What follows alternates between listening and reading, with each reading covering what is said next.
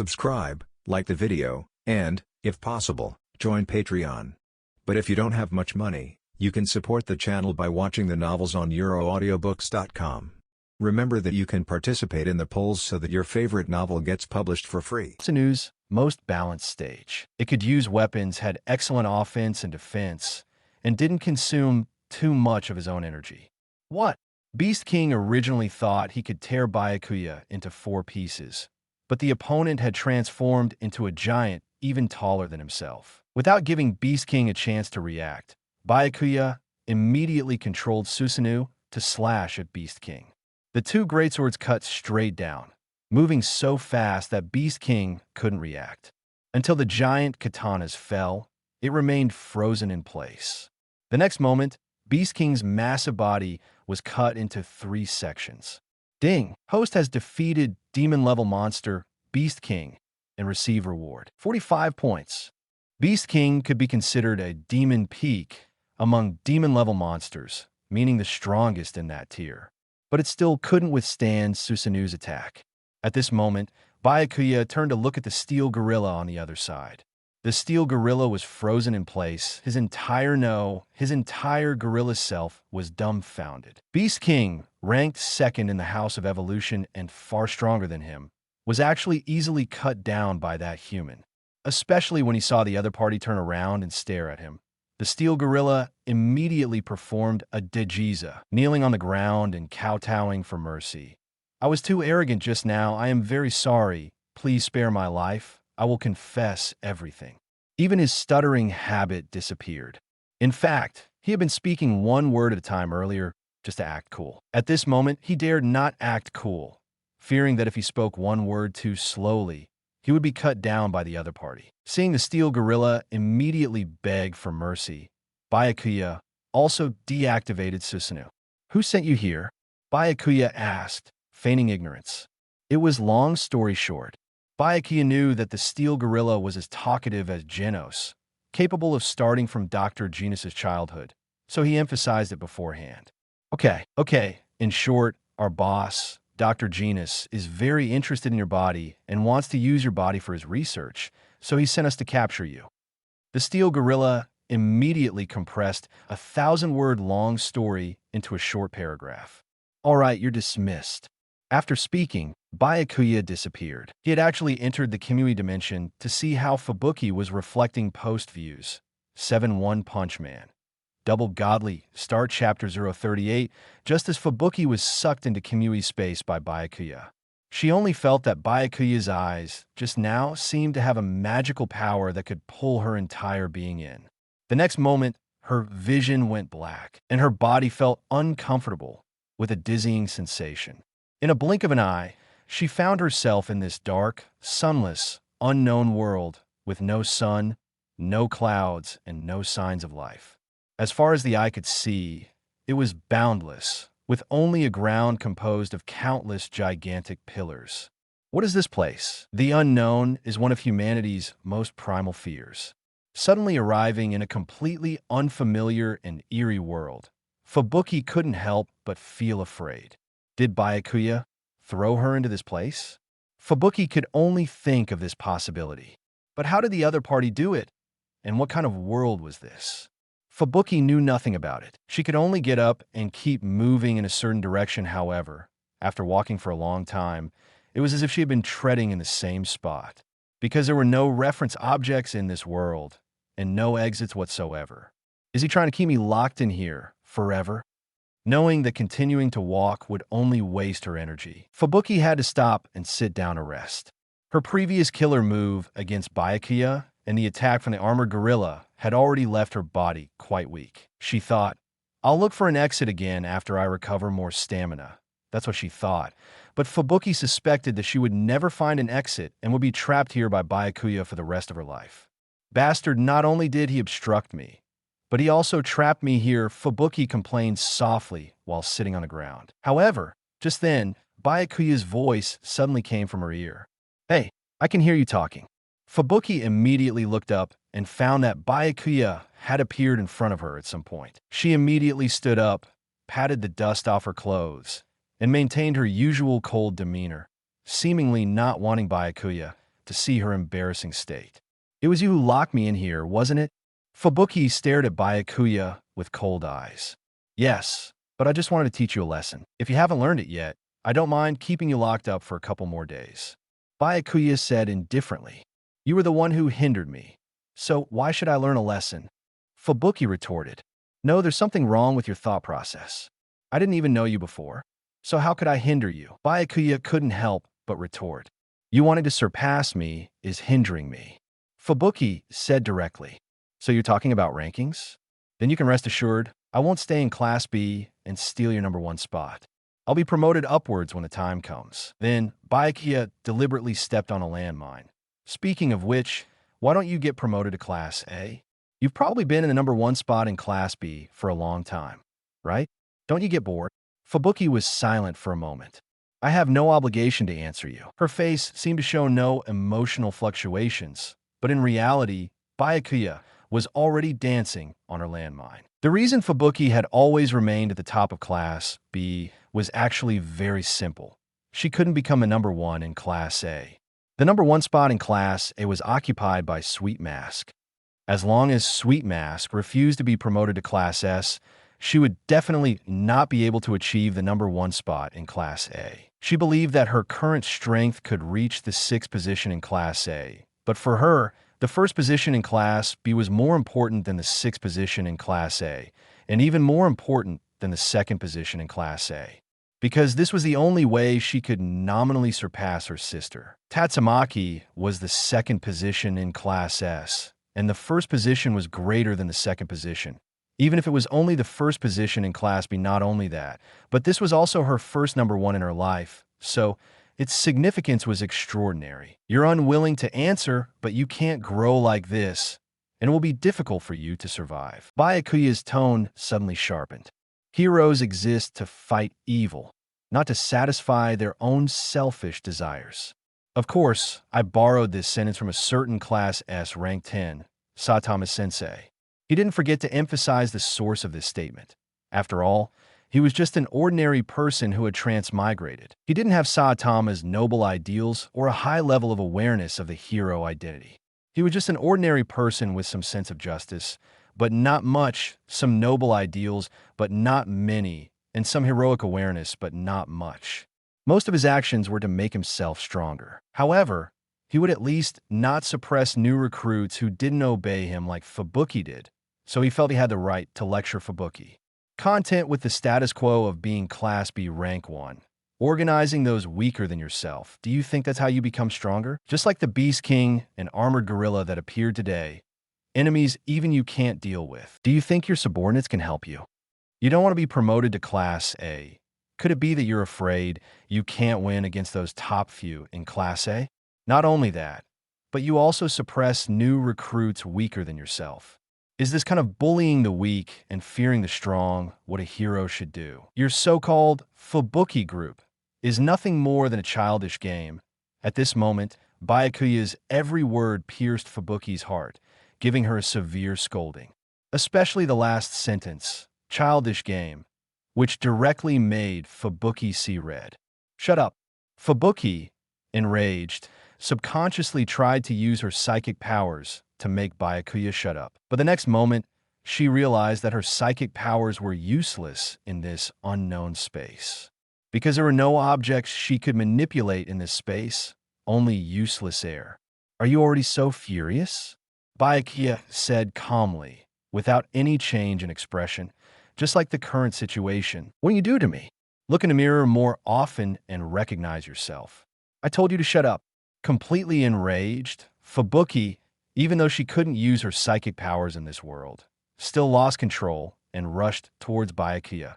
Her attack method being a utility knife she pulled out from who knows where. At this moment, tears welled up in Fubuki's eyes, clearly because Byakuya's words had pierced her heart so deeply that she was crying from anger. However, the next moment, Byakuya casually swatted the utility knife from Fubuki's hand, sending it flying an unknown distance. He wasn't always soft-hearted towards crying girls. At least the previous Lily hadn't attacked him. Fubuki's hand was also shaken with pain, and she couldn't help but gasp. "Are you calm now?" Byakuya said indifferently. Third time's the charm. If you mess around again, don't blame me for being impolite. He only used words to pierce her heart and didn't resort to violence against Fubuki because Fubuki was currently in a weakened state, and he was worried that he might accidentally lose control of his strength and do something to Fubuki. She had made a mistake, but it wasn't a capital offense. He didn't have to kill every monster, let alone a human. This time, Fubuki not only calmed down a lot, but also felt fear. Those blood-red eyes staring at her made her heart tremble. Do you want me to take you out now? Or do you want to continue reflecting and calm down more? At this moment, Byakuya asked, I want to go out. Fubuki became much more obedient and replied, Then let's go. As soon as he finished speaking, Byakuya transferred himself and Fubuki out of the Kamui space. Beep, beep, beep, beep. Just then, the armored gorilla was secretly using the miniature satellite in its brain to report to Dr. Genus. It had originally thought Byakuya had left, but unexpectedly, he suddenly returned a short while later. Clack! Seeing Byakuya suddenly appear with Fubuki, the armored gorilla quickly closed its open skull, where the miniature satellite was hidden. Cold sweat beaded on its face.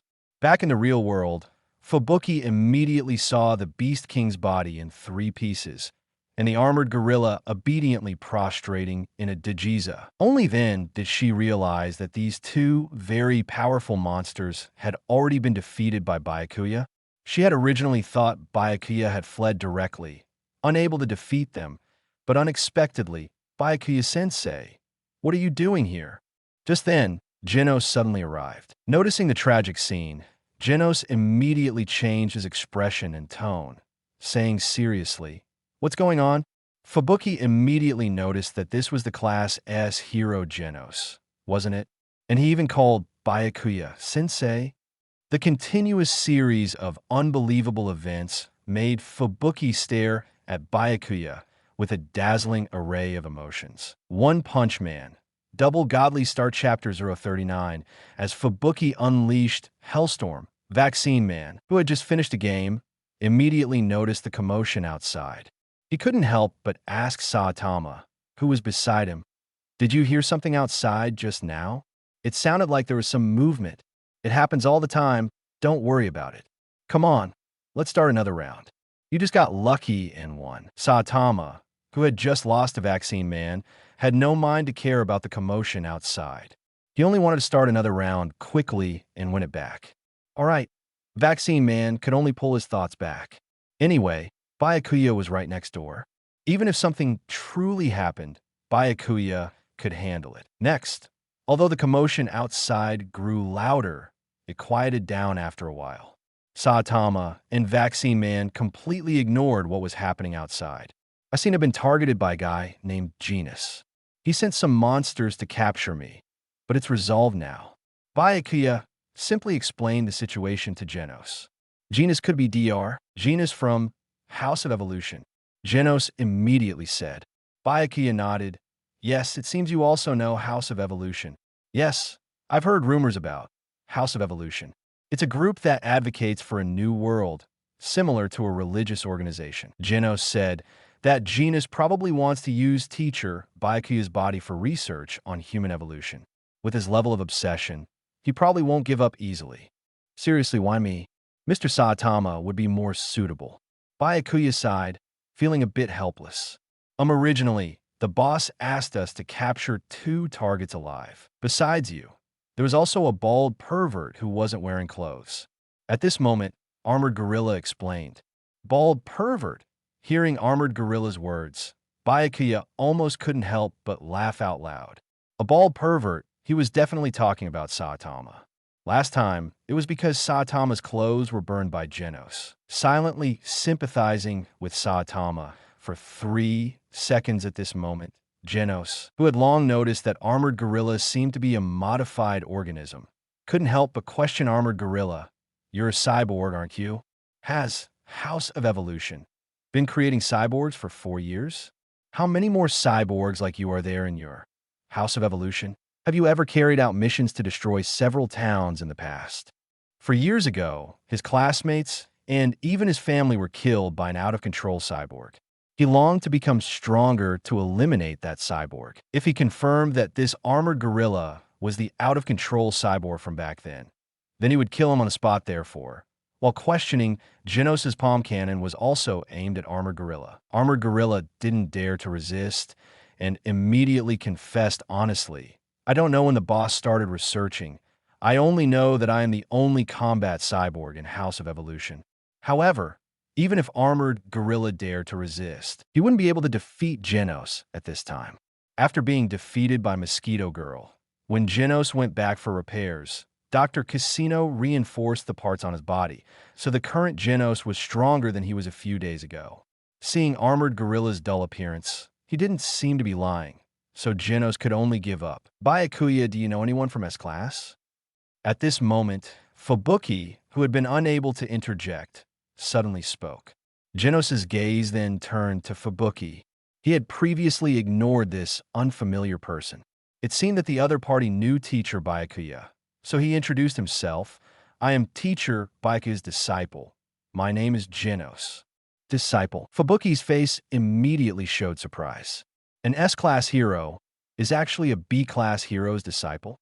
Genos had only joined the Hero Association a few days ago and hadn't paid much attention to the hero roster, so he didn't recognize the other party as B-Class Rank 1, Hellish Blizzard. "Are you an acquaintance of teacher Byakuya?" Genos asked Fubuki. Fubuki didn't know how to answer for a moment. Not only was she not an acquaintance of Byakuya, but she had also come to force Byakuya to join the Blizzard group. If Byakuya's disciple Genos found out about this, he would definitely be very angry. "I'm not familiar with her, but she's a guest.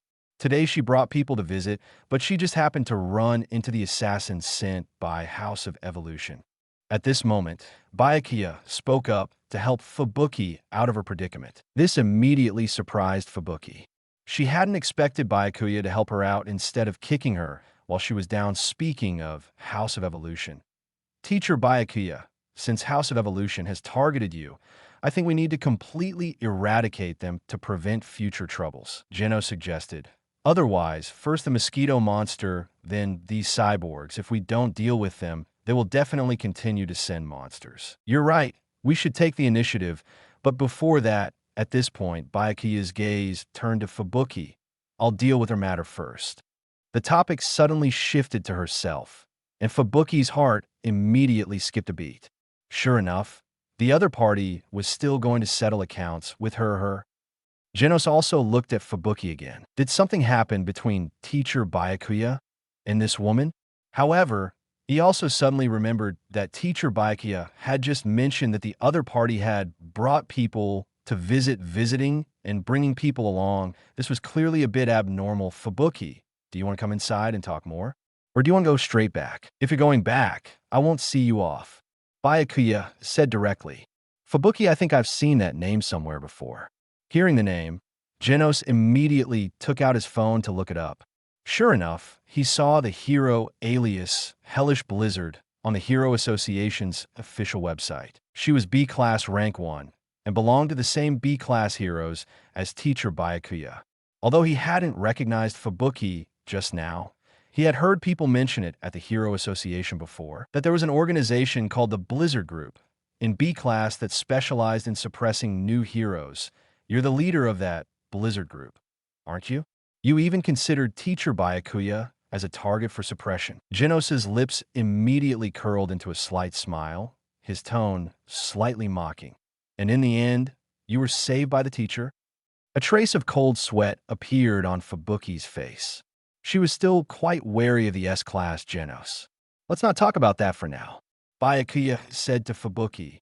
"Have you thought it through?" Post views for One Punch Man. Double Godly Start Chapter 040. Natural-born espers are few and far between in this world. Most espers consider themselves extraordinary, and Fubuki is no exception. She has always wanted to be number one, to stand at the pinnacle of this world. But that woman, Fubuki's older sister, Tatsumaki, the strongest esper, became her greatest obstacle. "If I didn't have a sister like her, I would have never been number one in the past." Inside Byakuya's home, Byakuya, Fubuki, and Genos sat at a table. Evidently, Fubuki chose to sit down and have a proper chat with Byakuya. So when I rose to B-Class Rank 1, I had an idea to stay at B-Class Rank 1, lead all heroes below B-Class Rank 1, and use teamwork to surpass my sister, who always acts alone.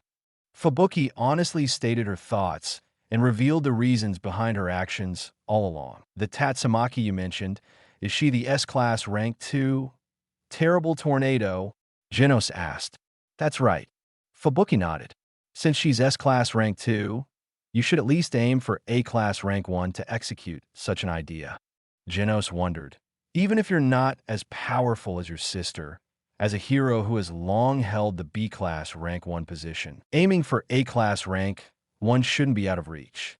After all, the gap between B-Class heroes and S-Class heroes is too vast. Even if she truly recruited all B-Class heroes into her organization, of course, excluding teacher Bai Ye, try to surpass the S-Class Rank 2 Terrible Tornado through this method would be no different from psychological victory.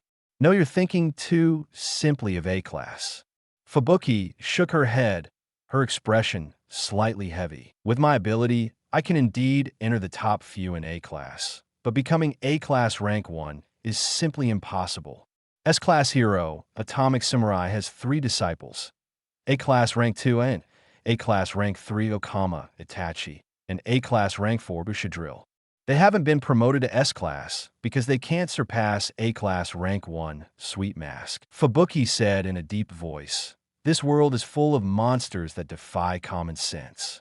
Although Byakuya is already very strong, he's still no match for Sweet Mask and my sister. Of course, there's also King, known as the strongest man, and Blast, who stand at the pinnacle of the hero world. They are all monsters among monsters. Byakuya, sitting beside them, looked speechless.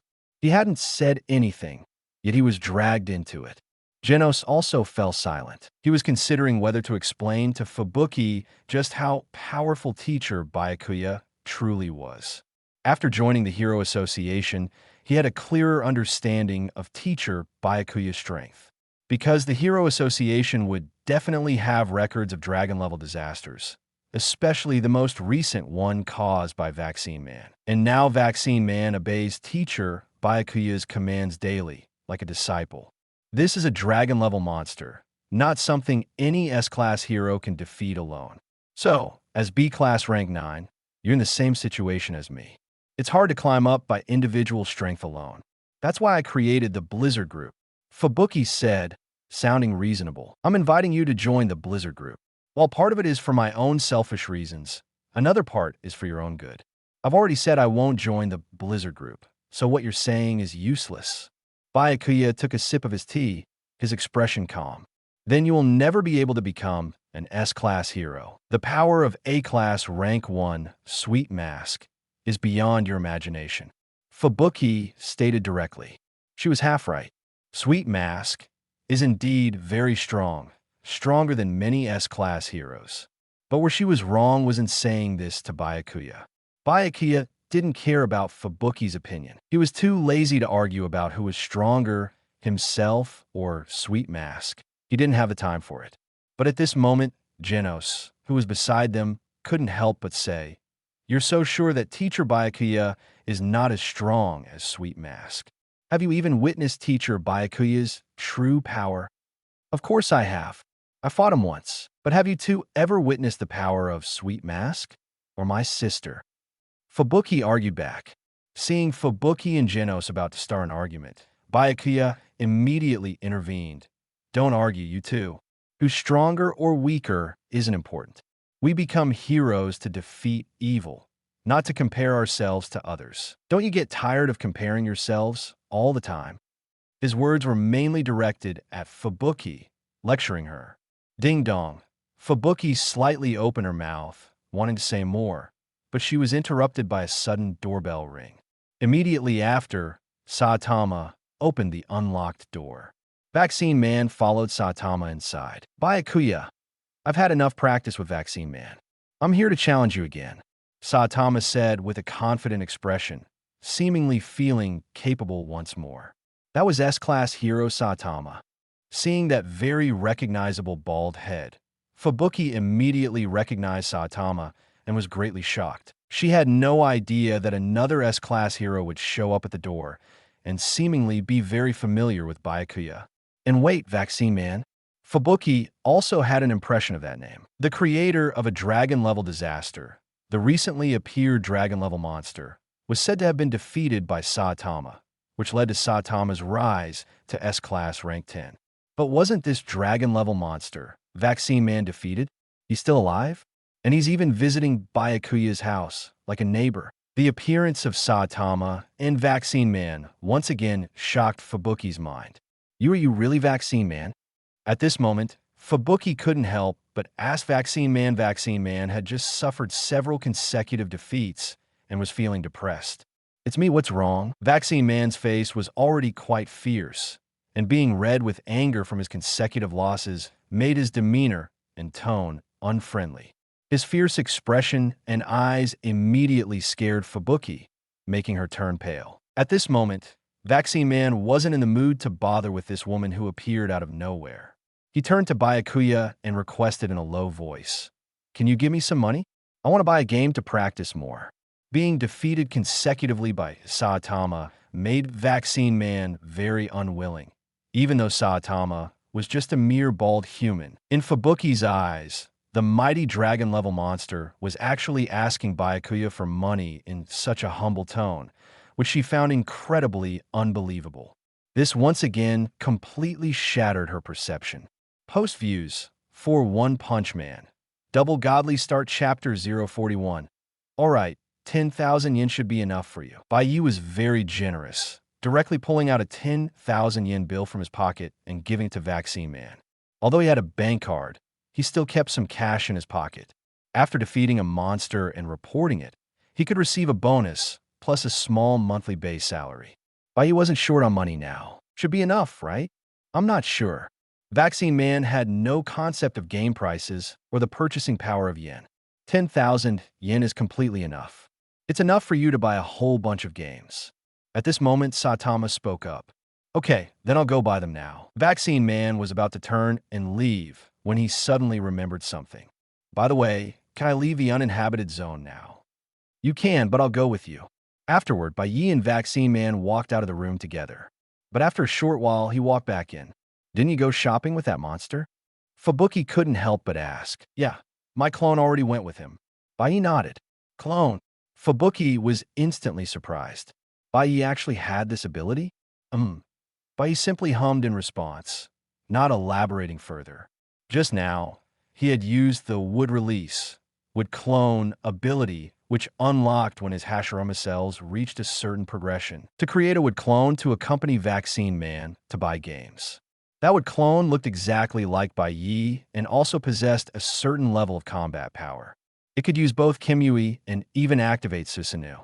Speaking of which, I've never seen this person before. Is she a friend, Bai Ye? At this moment, Saitama finally noticed Fubuki. No, this is our first meeting. She's B-class rank 1, Hellish Blizzard. Bai Ye introduced. Oh, I've never heard of her at all, but she seems pretty strong. Saitama's expression was simple.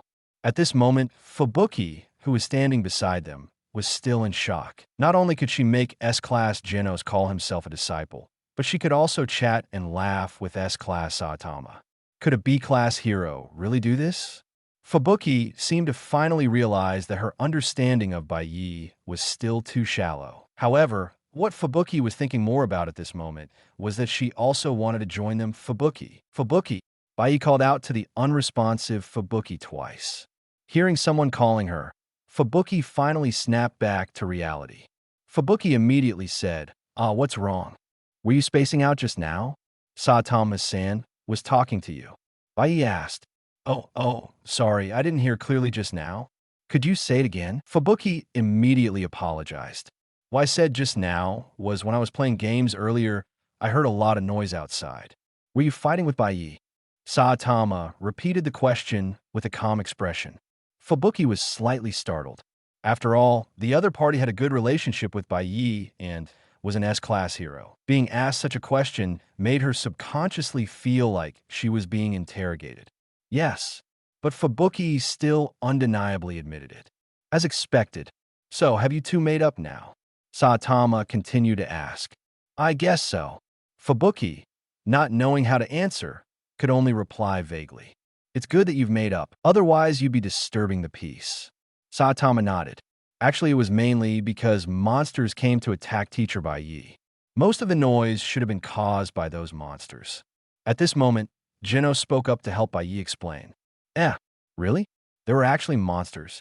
Saitama was immediately surprised. Yes, they were with that mosquito girl from before.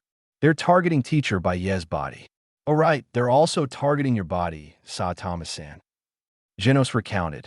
Targeting me too?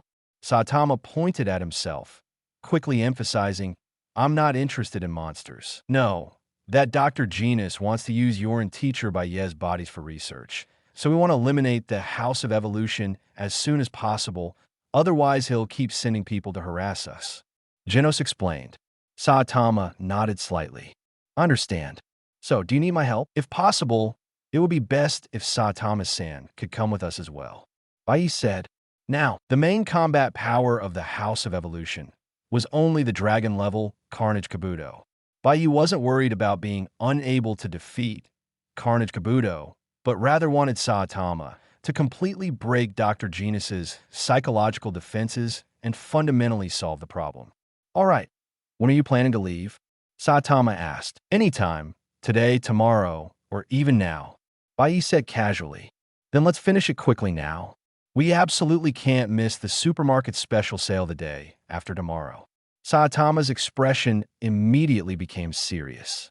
The day after tomorrow was Saturday, and every Saturday was the supermarket's special sale day, with great discounts. Although Saitama wasn't as poor now, rushing to buy things at the weekly supermarket special sale had become his habit. Then let's go. Bai Ye also stood up, ready to depart. At this point, only Fubuki remained seated. Bai Ye and Genos both looked at Fubuki. Fubuki, aren't you going back? Bai Ye immediately asked. Teacher and I are going to eliminate the House of Evolution. You should leave too, Genos said emotionlessly. Oh, okay. Reminded by Bai Ye and Genos, Fubuki finally reacted. Then they all left the house, and Bai Ye locked the door. Although it was almost impossible for thieves to appear in the uninhabited zone, habitually locking the door was a good habit. House of Evolution, underground experimental base. This is impossible. How could this be? The elite combat forces sent out were all wiped out. Even Beast King, Dr. Genus, looked incredibly disbelieving, unable to accept such a result. These elite combat forces were his reliance for eliminating the old humanity, yet they were all wiped out in the blink of an eye. According to Armored Gorilla's report, that blood-eyed boy and the cyborg will attack the House of Evolution. All our years of research achievements could go to waste, the clone behind him reminded him. A group of clones had come to Genus's office. They were all wearing plain, uniform clothes, with only the numerical codes on their clothes being different. Since that's the case, Genus was both furious and despairing. We can only use our last trump card. Prepare to release Carnage Kabuto, One Punch Man. Double Godly Start Chapter 042. As soon as these words were uttered, the group of clones immediately paled in shock. What? No. No way. Although it's true that this is the only way now, but the clones all looked extremely terrified of Carnage Kabuto, as if Carnage Kabuto had left them with a deeply traumatic psychological shadow. Don't panic. This is just a last resort, Genos said in a grim, deep voice. The buildings on the surface have countless traps. Maybe they won't even make it here. And you all know what kind of consequences this crisis will have. As they left, Fubuki almost forgot about Eyelashes and Mountain Ape, who had been sent flying by Byakuya earlier. She finally found her two subordinates in a nearby trash can. It seemed they had landed right in it after being struck by Byakuya. Seeing that they were still unconscious, Fubuki could only wake them up. A moment later, Eyelashes and Mountain Ape both awoke. They quickly clambered out of the trash can in a disheveled state. Miss Fubuki, what happened to us? Eyelashes and Mountain Ape couldn't recall what had occurred. They only remembered being about to deal with that arrogant newcomer a moment ago. And then everything went blank. Don't say anything, let's go back, Fubuki said expressionlessly. All right, Eyelashes and Mountain Ape could only straighten their attire, then supported each other as they followed behind Fubuki. They were, after all, B-class heroes ranked second and third. Even after being thrown from such a height, they weren't seriously injured, just a little hurt and temporarily inconvenienced. On the way back, Eyelashes couldn't help but ask, "Miss Fubuki, did we fail? What happened to Kung? We failed. His abilities are far stronger than we imagined." Fubuki admitted in a flat tone, although she secretly felt that Bai Ye was no match for Sweet Mask, especially those monsters among monsters like her sister. She couldn't deny that Bai Ye was indeed powerful enough to be called monster. Is that so? Eyelashes and Mountain Ape both fell silent. They assumed Miss Fubuki was in a bad mood right now. After that, Fubuki didn't say anything more. But contrary to Eyelashes and Mountain Ape's guesses, Fubuki's mood at this moment was not bad at all. In fact, she felt a bit of anticipation and joy. Back at the Blizzard Group's stronghold, "Lady Fubuki, are you injured?" Lily noticed that Fubuki's clothes were a bit disheveled, as if she had been beaten. But I'm fine, just a small scratch." Fubuki waved her hand. "Did that guy hurt Lady Fubuki? That's unforgivable." Lily immediately grew indignant. "I'm gonna go have a good talk with that guy." "Don't be impulsive. Byakuya didn't hurt me." Fubuki immediately tried to dissuade her. "None of you should offend him in the future. This time, he actually saved me. Otherwise, I don't know what kind of fate I would have faced recalling Beast King and Armored Gorilla at that time. If Byakuya hadn't saved her, the consequences would have been unimaginable. Oh. So he's already joined our Blizzard group?" Lily couldn't help but ask. "More or less." Fubuki nodded, already having some ideas in mind. "I see. So that guy was sensible after all." Lily seemed to be in quite a good mood. After Fubuki left, Lily couldn't wait to open Line on her phone and send Byakuya a message. "I heard you've joined the Blizzard group. You must have been captivated by Lady Fubuki's charm, right? I can take you to visit the Blizzard group base sometime. By the way, what happened to Lady Fubuki's injuries? Did you encounter a monster in your uninhabited zone?"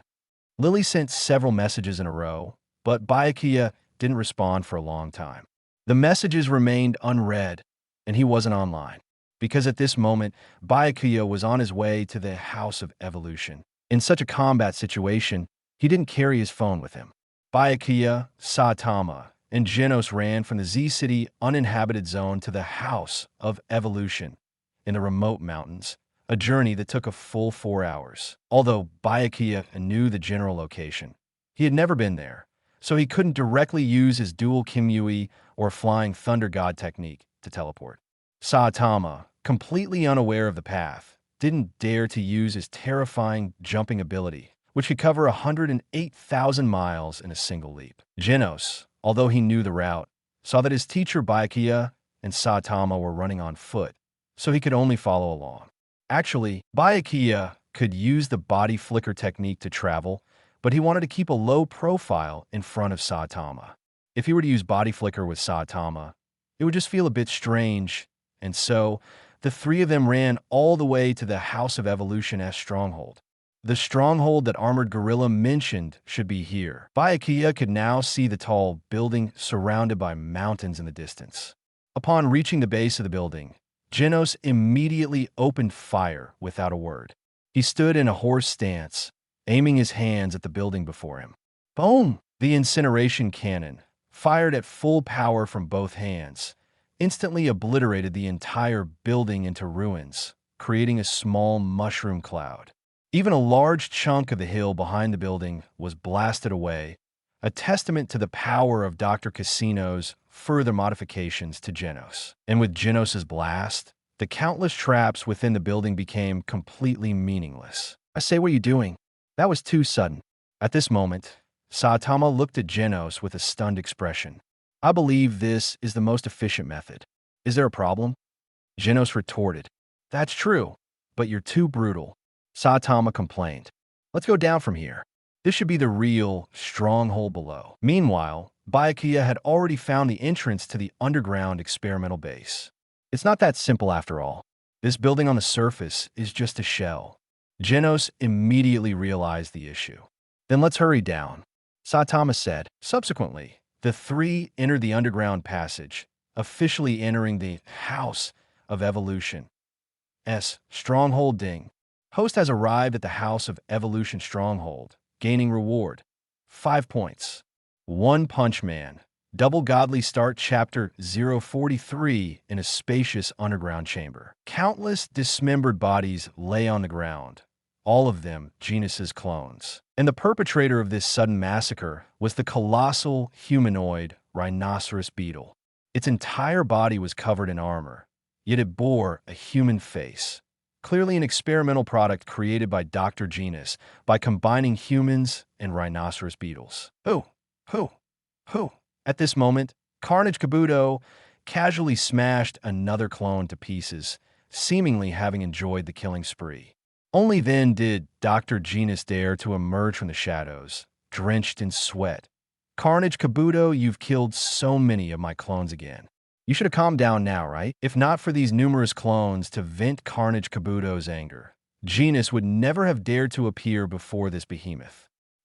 Carnage Kabuto immediately turned its head to look at Genus, tearing off the shackles around its neck with a casual tug. What are you talking about? How could I calm down? To actually lock me, the strongest fighting force of House of Evolution, deep underground. It's an utter waste of talent, and it makes me very angry. Veins bulged on Carnage Kabuto's face, showing extreme displeasure with Dr. Genus's act of imprisonment. Calm down. Your mental state is unstable, and we can't control you.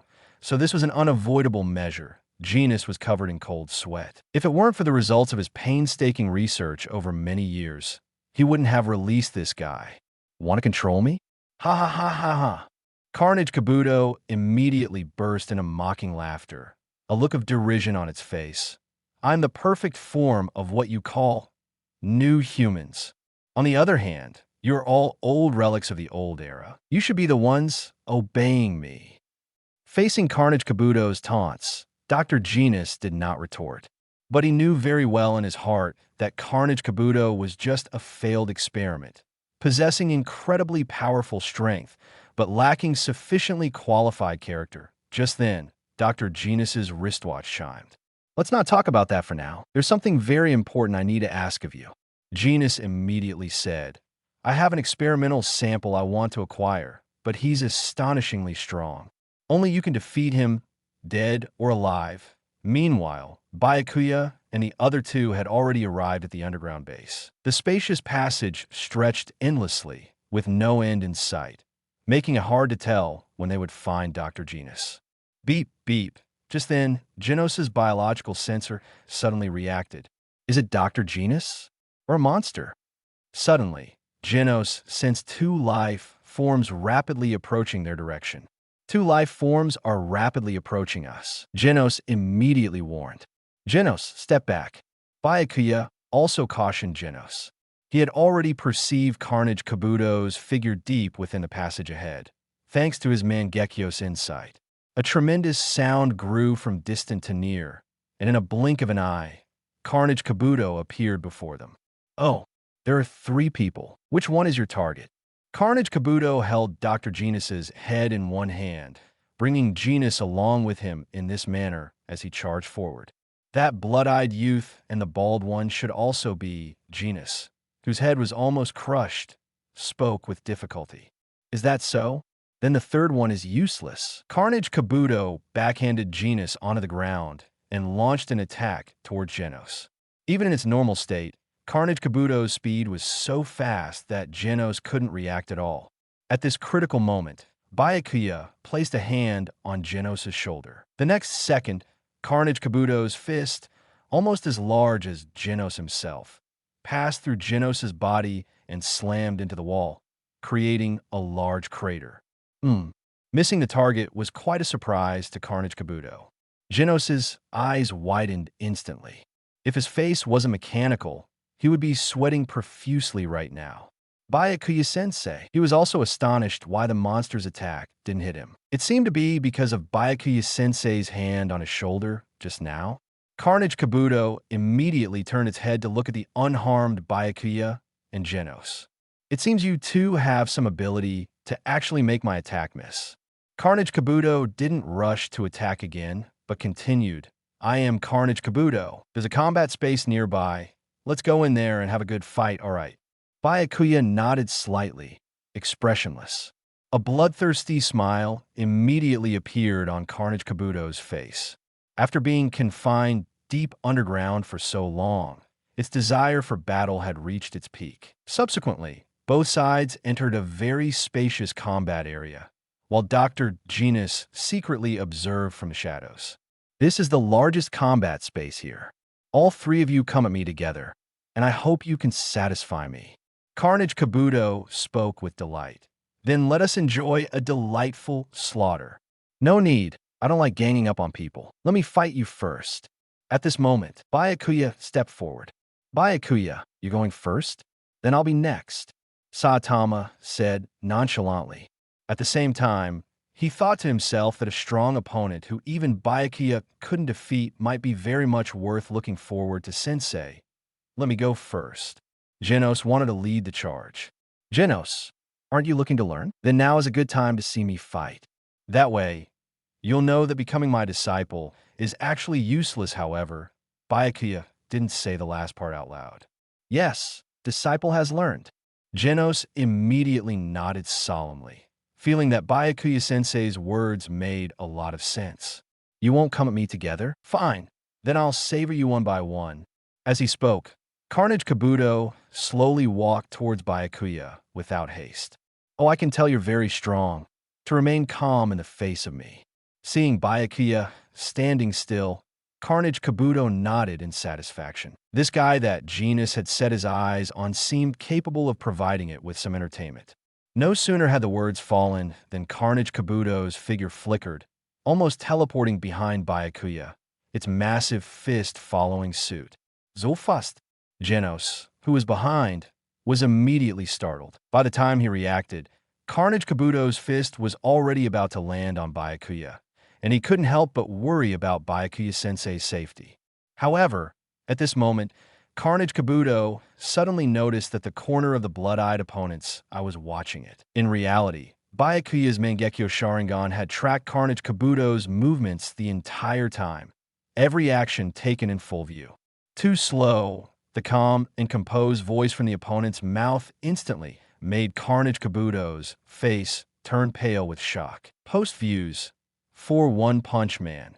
Double Godly Start Chapter 044. But it was this voice that simultaneously enraged Ashura Rhino Beetle. It threw a full force punch, intending to smash this human who looked down on it into a meat paste. However, the next moment, Ashura Rhino Beetle's fist passed through Byakuya's body again. Suffering from this strange situation again, Ashura Rhino Beetle was still puzzled. Not only Ashura Rhino Beetle, but Genos also stared intently at Byakuya with a grave expression. He completely couldn't understand how Teacher Byakuya did this. He had seen cyborgs and espers, but without exception, no one could make their body immune to attacks. He even got the same effect earlier. Wait, could it be that Teacher Byakuya performed ultra-high-speed movement at that instant? But he and Ashura Rhino Beetle's naked eyes couldn't see it at all, so it appeared as if his body was immune to attacks. No wonder the teacher put his hand on his shoulder at that time. It turned out that the teacher took him along for ultra-high-speed movement, and he didn't even notice that Genos immediately held Byakuya in even higher reverence. The teacher's strength was completely on a different dimension than his, and it was a rare opportunity to witness Teacher Byakuya's moves firsthand. So Genos watched the battle from the back with extreme focus and seriousness. At this moment, Byakuya had no idea that Genos's misunderstanding of him was growing deeper and deeper because of the Vanish ability. Only Saitama remained expressionless. At most, he was a little puzzled, unable to understand how Byakuya nullified the monster's attack. Taking advantage of the gap, when Ashura Rhino Beetle's attack missed, Byakuya placed one hand on the monster's waist, setting up a Flying Thunder God jutsu formula on it. Seeing that the opponent merely pressed its hand on him without launching an attack, Ashura Rhino Beetle, who had reacted, immediately sneered. "Are you stupid?" Immediately after, it threw another punch, refusing to believe that it would miss this guy every time. Byakuya instantly teleported to a distant location using the Flying Thunder God jutsu. He had already marked multiple positions in this battle space with Kamui at some point. Running so fast, Ashura Rhino Beetle turned its head to look at Bai Ye, who had instantly appeared in the distance, and couldn't help but feel surprised. At this moment, Bai Ye's hand suddenly began to condense spiritual energy. The spiritual energy continuously flowed and compressed in different directions, forming a high-density energy ball. Clearly, he hadn't been serious from the start, but was experimenting with the Rasengan on Ashura Rhino Beetle, a technique he hadn't used in actual combat yet. Dragon-level monsters were not common, especially Ashura Rhino Beetle, which was an extraordinary existence among dragon-level monsters. Ordinary monsters couldn't withstand his experiments. At this moment, Ashura Rhino Beetle also saw a strange object appear in Bai Ye's hand, but it looked indifferent. What? Do you want to defeat me with such a pathetic little thing? You're too condescending. No, I can feel that the energy ball contains terrifyingly high-density energy, but can Teacher Bai Ye really defeat that monster with that energy ball? Genos began to analyze with a solemn expression. Since he had never seen such an energy ball, he found it difficult to judge. Bai Ye ignored Ashura Rhino Beetle. Once the Rasengan quickly condensed into shape, he held it and walked step by step towards Ashura Rhino Beetle. Seeing this, Ashura Rhino Beetle's previously tense emotions relaxed. Your dodging ability is strange, but your offensive methods are no good. Let me teach you what a powerful attack is. Ashura Rhino Beetle let out a strange cry, immediately erupting with astonishing speed, determined to make the opponent take its full force punch. Facing the fierce Ashura Rhino Beetle, Bai Ye remained unfazed. Just as the opponent was about to close in, Bai Ye's figure suddenly vanished. Suddenly unable to see Bai Ye's figure, Ashura Rhino Beetle subconsciously turned its head to observe other directions. Unbeknownst to it, Bai Ye had already appeared in front of it, and the Rasengan in his hand had been imbued with Kamui power, instantly turning into a black energy ball. Kamui, Rasengan. This Rasengan, infused with Kamui power by Bai Ye, was pushed towards Ashura Rhino Beetle's abdomen. The seemingly incredibly hard rhinoceros beetle armor was as fragile as a cicada's wing before the Rasengan, easily penetrating without resistance. Blood immediately gushed from Ashura Rhino Beetle's mouth, and its abdomen, which had been pierced through, bled profusely. Feeling the crisis of death, it hurriedly retreated in panic, looking very disheveled. What?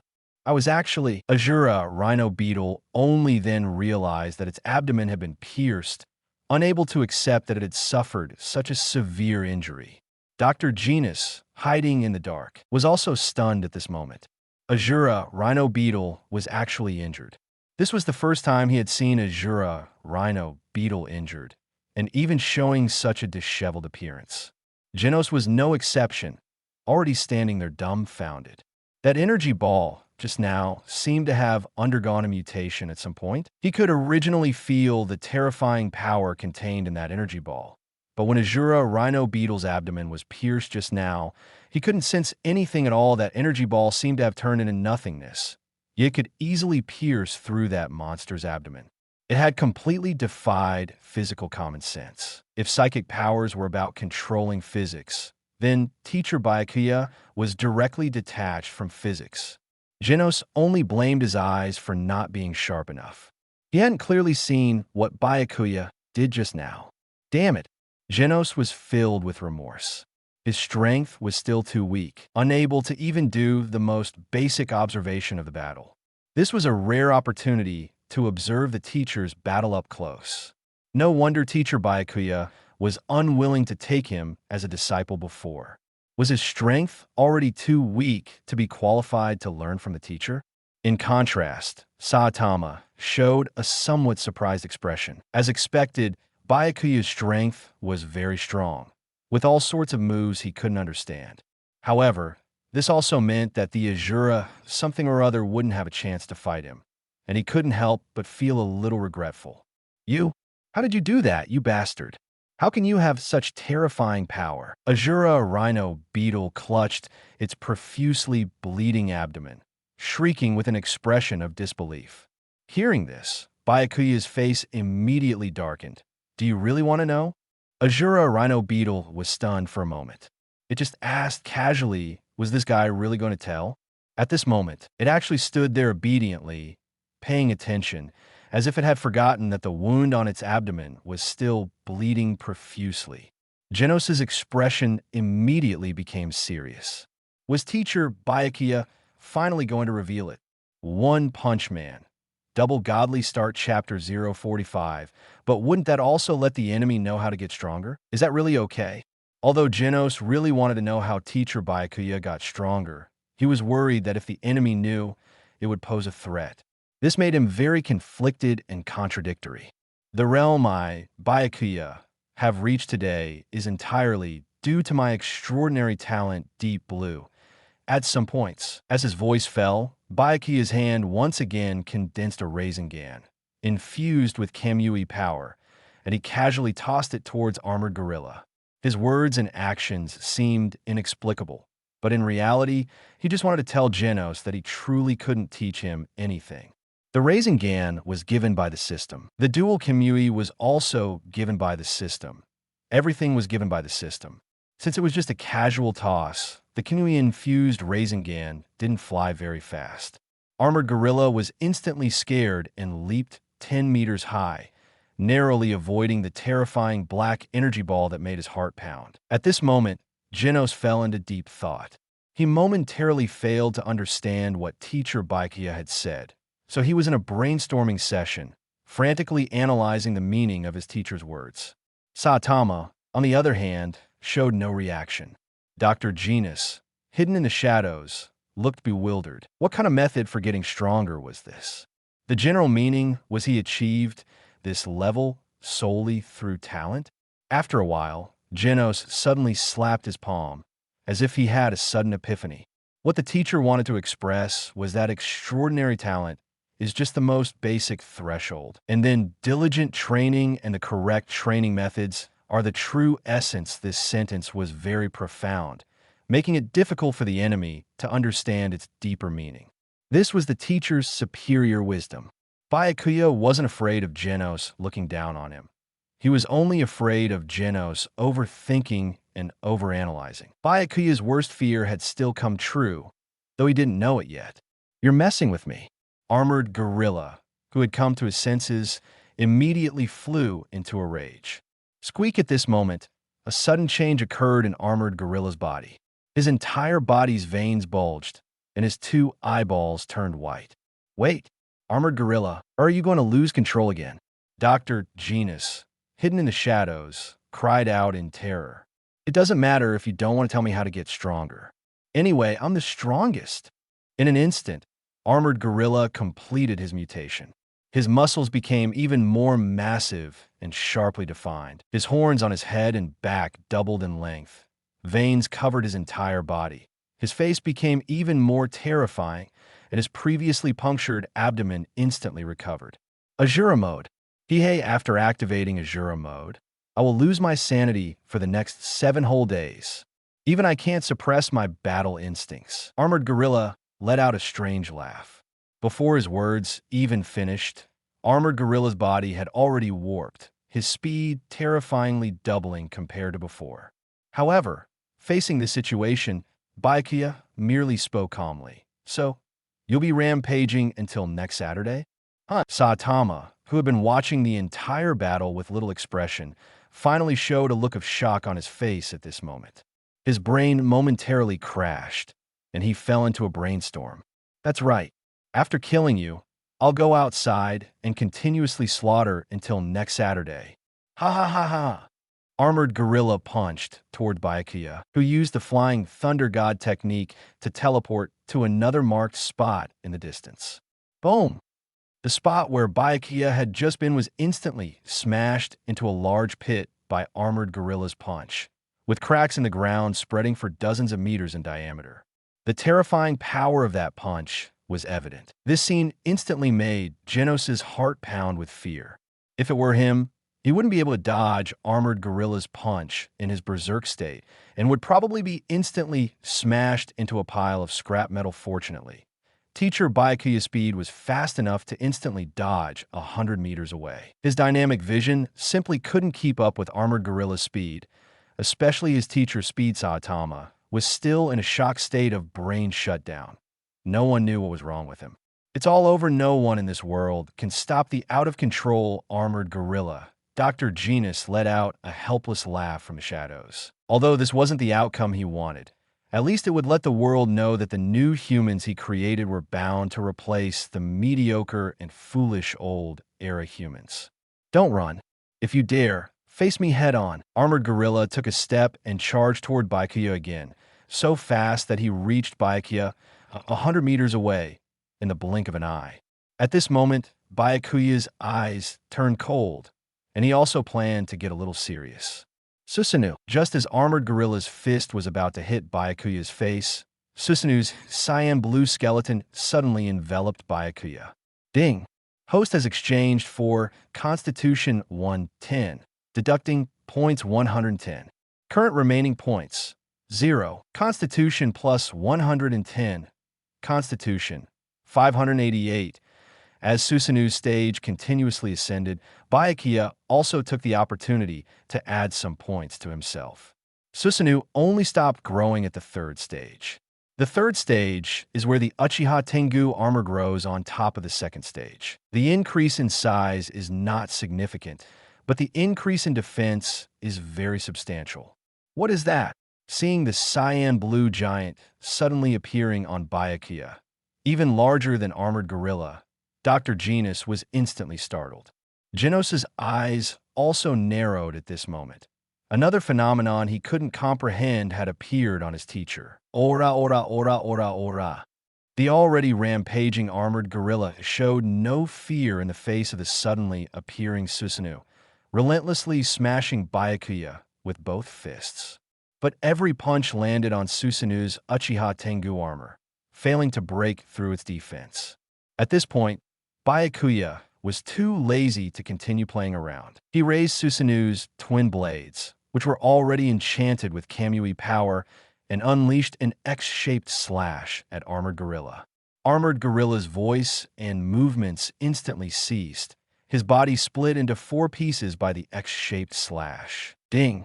Host has defeated dragon-level monster Armored Gorilla and received a reward of 80 points. Dr. Genus was instantly dumbfounded, his eyes blank and lifeless, his glasses askew. The out-of-control Armored Gorilla was actually defeated in an instant. Dr. Genus was undoubtedly questioning his life. This was his most powerful experimental subject. Meanwhile, Saitama finally reacted.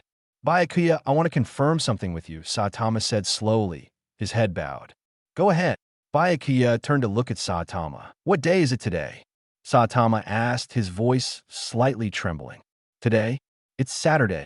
Byakuya replied. Saitama immediately fell to his knees, clutching his head and screaming, Gah! I got the time wrong. Today is the supermarket sale day. Don't get too excited yet, Mr. Saitama. You might still make it if you go now, Byakuya calmly reminded him. Hearing this, Saitama immediately leaped up, his terrifying jumping power directly smashing a large hole in the ceiling and even breaking through the ground. Dr. Genus stiffly tilted his head to look at the large hole with sunlight streaming in, utterly bewildered. This was deep underground, and the underground base was constructed from extremely hard materials. Is this even human? Genos, let's go too.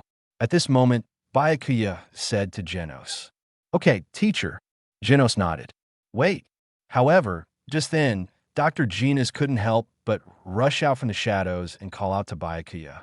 Byakuya turned to look at Dr. Genus.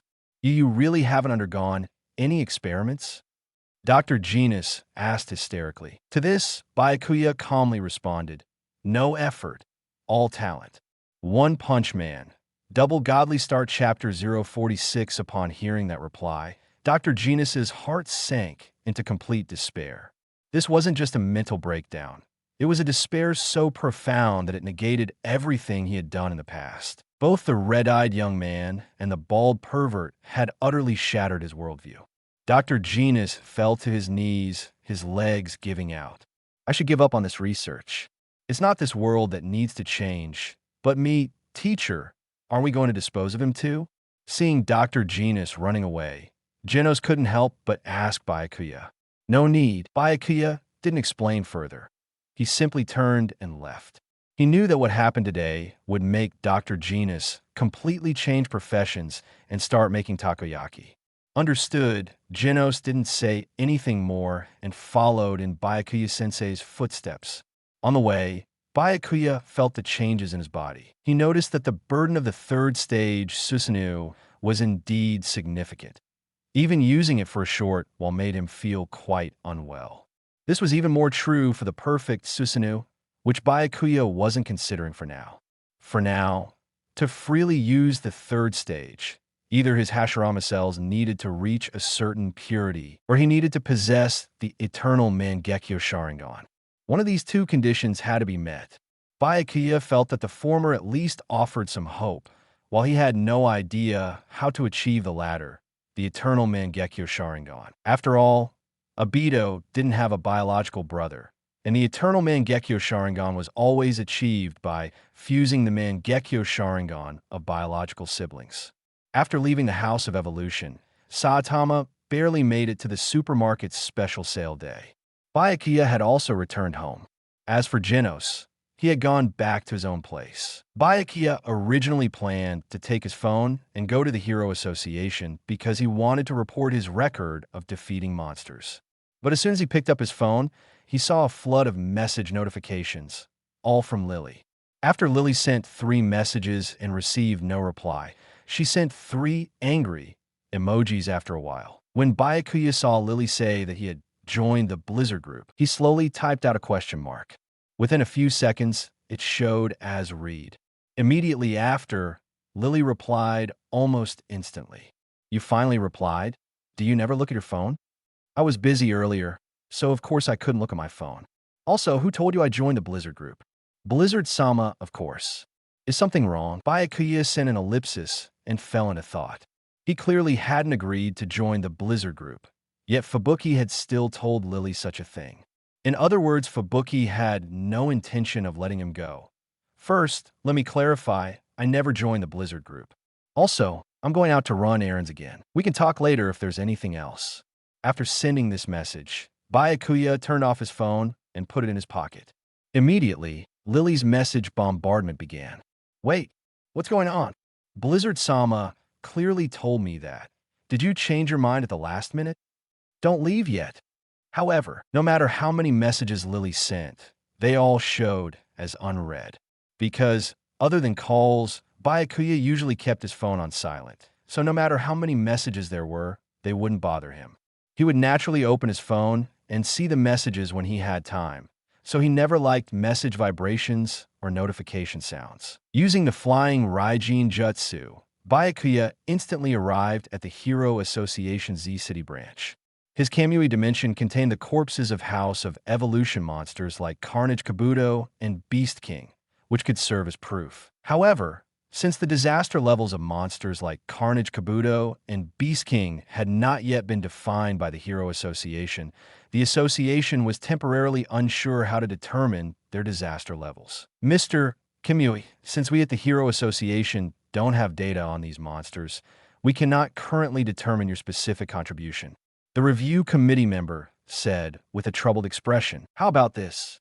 We'll report it to our superiors first, and, at the same time, send these monster corpses to headquarters for research so they can determine your contribution." "That works. Just do what you think is best," Byakuya said casually. There was no rush anyway. He was the only one who would actually bring the House of Evolution monsters over. Saitama wouldn't bother reporting such things at all. As long as the Hero Association wasn't too lazy to calculate his contribution, it was fine. 3 days later, the research results from the Hero Association headquarters came out. Carnage Kabuto was initially defined as a dragon-level monster, Beast King as a demon-level monster, and the others as tiger-level monsters, which was relatively accurate. But with this came skepticism from headquarters. After all, Byakuya was only a B-class hero, and the monster corpses he brought were ones that even ordinary S-class heroes couldn't handle.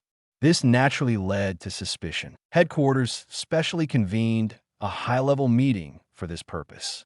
Those participating in the meeting were executives of the Hero Association. You should all be aware of the matter concerning B-class rank 7, right? What are your thoughts on this? My view is to continue observing. If he can defeat more demon-level or even dragon-level monsters later, just like King, then there'll be no problem. I think so too. If he's truly a hero who suddenly made a name for himself like King, then we shouldn't casually doubt him. Ultimately, with the majority ruling, the executives decided to adopt a wait-and-see approach towards Byakuya. Of course, they did not prevent Byakuya's ranking from increasing. The meeting regarding Byakuya lasted less than 10 minutes. If Saitama and Genos hadn't had enough hero activities yet, these guys would have spent another 2 hours brainstorming hero names for those two new S-class heroes. As a rare, pragmatic executive in the Hero Association, Sitch sat there feeling helpless.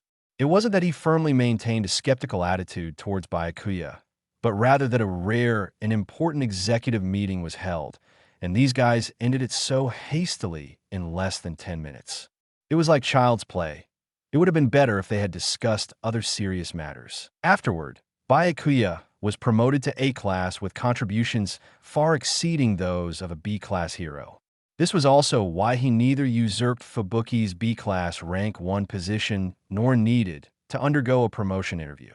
However, he was the last in A-class, specifically A-class rank 39. This was a Hero Association rule. New promotions to a higher class always start from the last rank. Ding! Host has been promoted to A-class hero, receiving rewards. 30 points plus Mangekyō Sharingan, sure sway. Post views. For One Punch Man. Double Godly Start Chapter 0, 47 Mangekyō Sharingan. Upon hearing the system prompt, Byakuya was instantly surprised. He already had the double Kamui. So why did the system give him another pair of Mangekyō Sharingan? Was he supposed to switch between the two pairs? Or was it something else? Byakuya was a bit lost. Just then, the system promptly provided an answer. Ding! The host confused the Mangekyō double Kamui with Uchiha Shursue's Mangekyō Sharingan to obtain the eternal Mangekyō Sharingan. Really? Byakuya was immediately both surprised and delighted. This was a huge boon for him.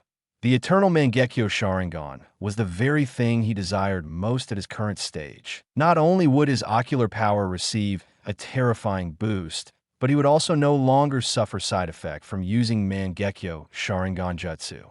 He could even simultaneously use Shursue's Jinjutsu, the strongest Jinjutsu Kodoame Tsukumi, and the body flicker technique developed from the Sharingan. Typically, a Mangekyō Sharingan would have 2 different jutsu, but Uchiha Shursue's Mangekyō was an exception.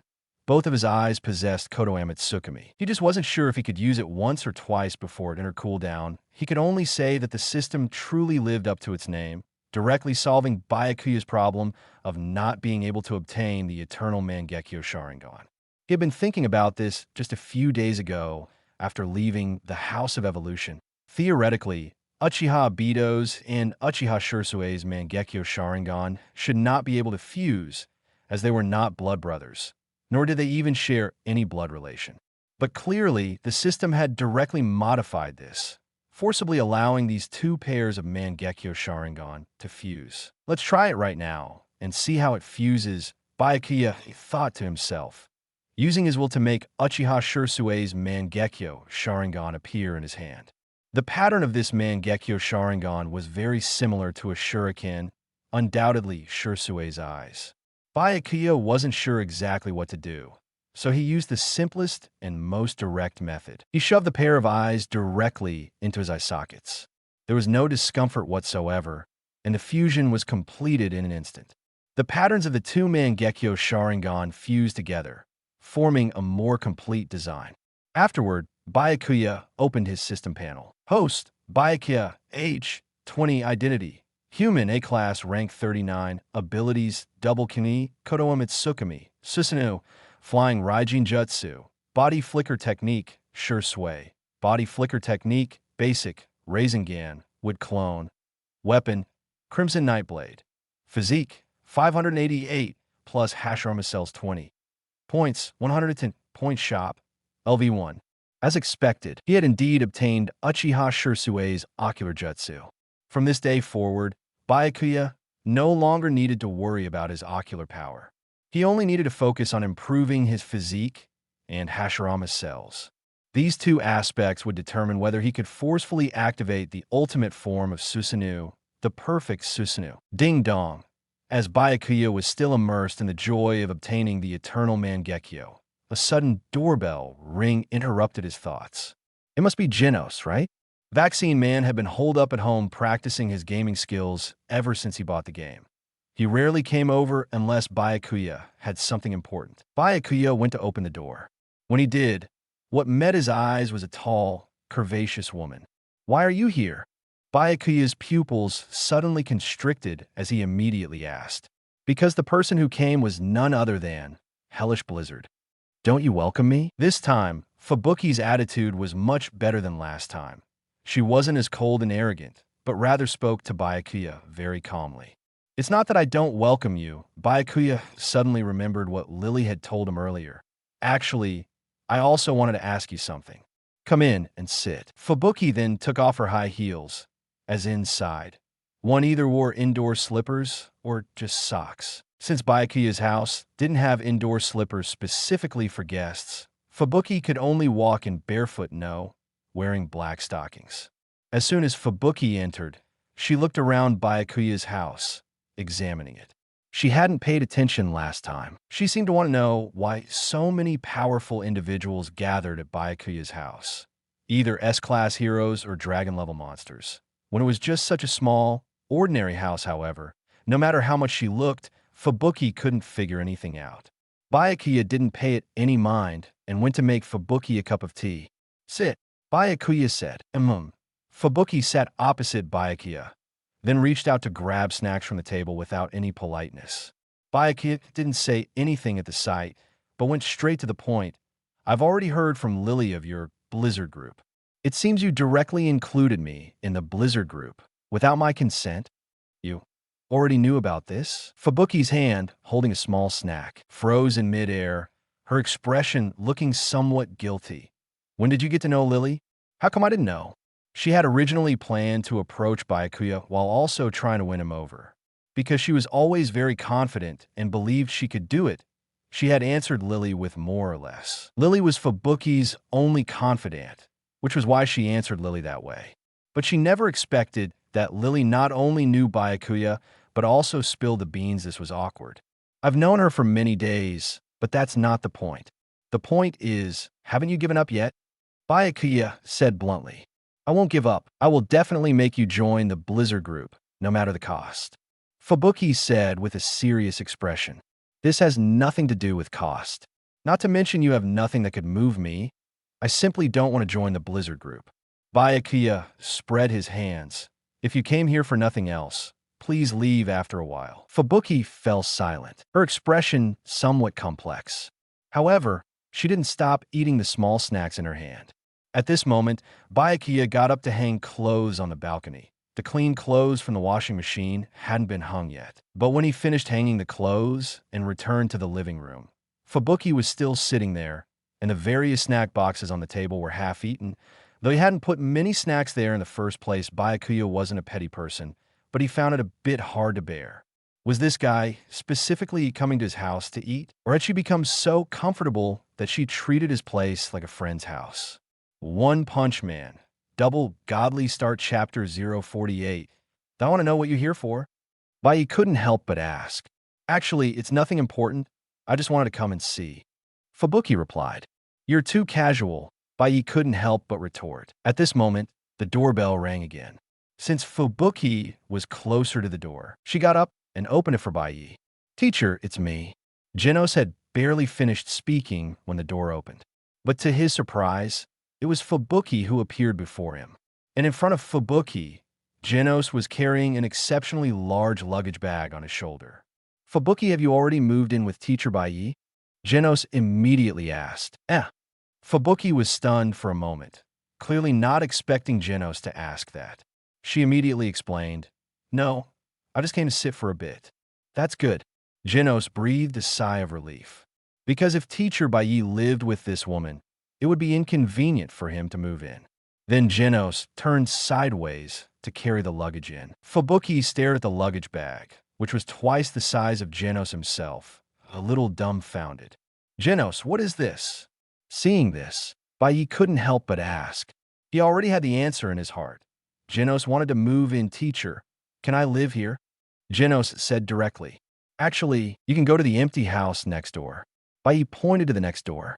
Genos thought for a moment, then nodded. "Okay," because this wouldn't affect his goal of seeking knowledge from his teacher. Although he actually had a hibernation mode and could just sit in the living room to hibernate at night, since the teacher wasn't very keen on it, he wouldn't insist. Then, Genos swiftly ran to the empty house next door, put down his luggage, and didn't even clean the long idle room before immediately running back. He wasn't here to live, but to conveniently record teacher Bai Ye's teachings and training content. He took out a notebook and sat at the table, writing.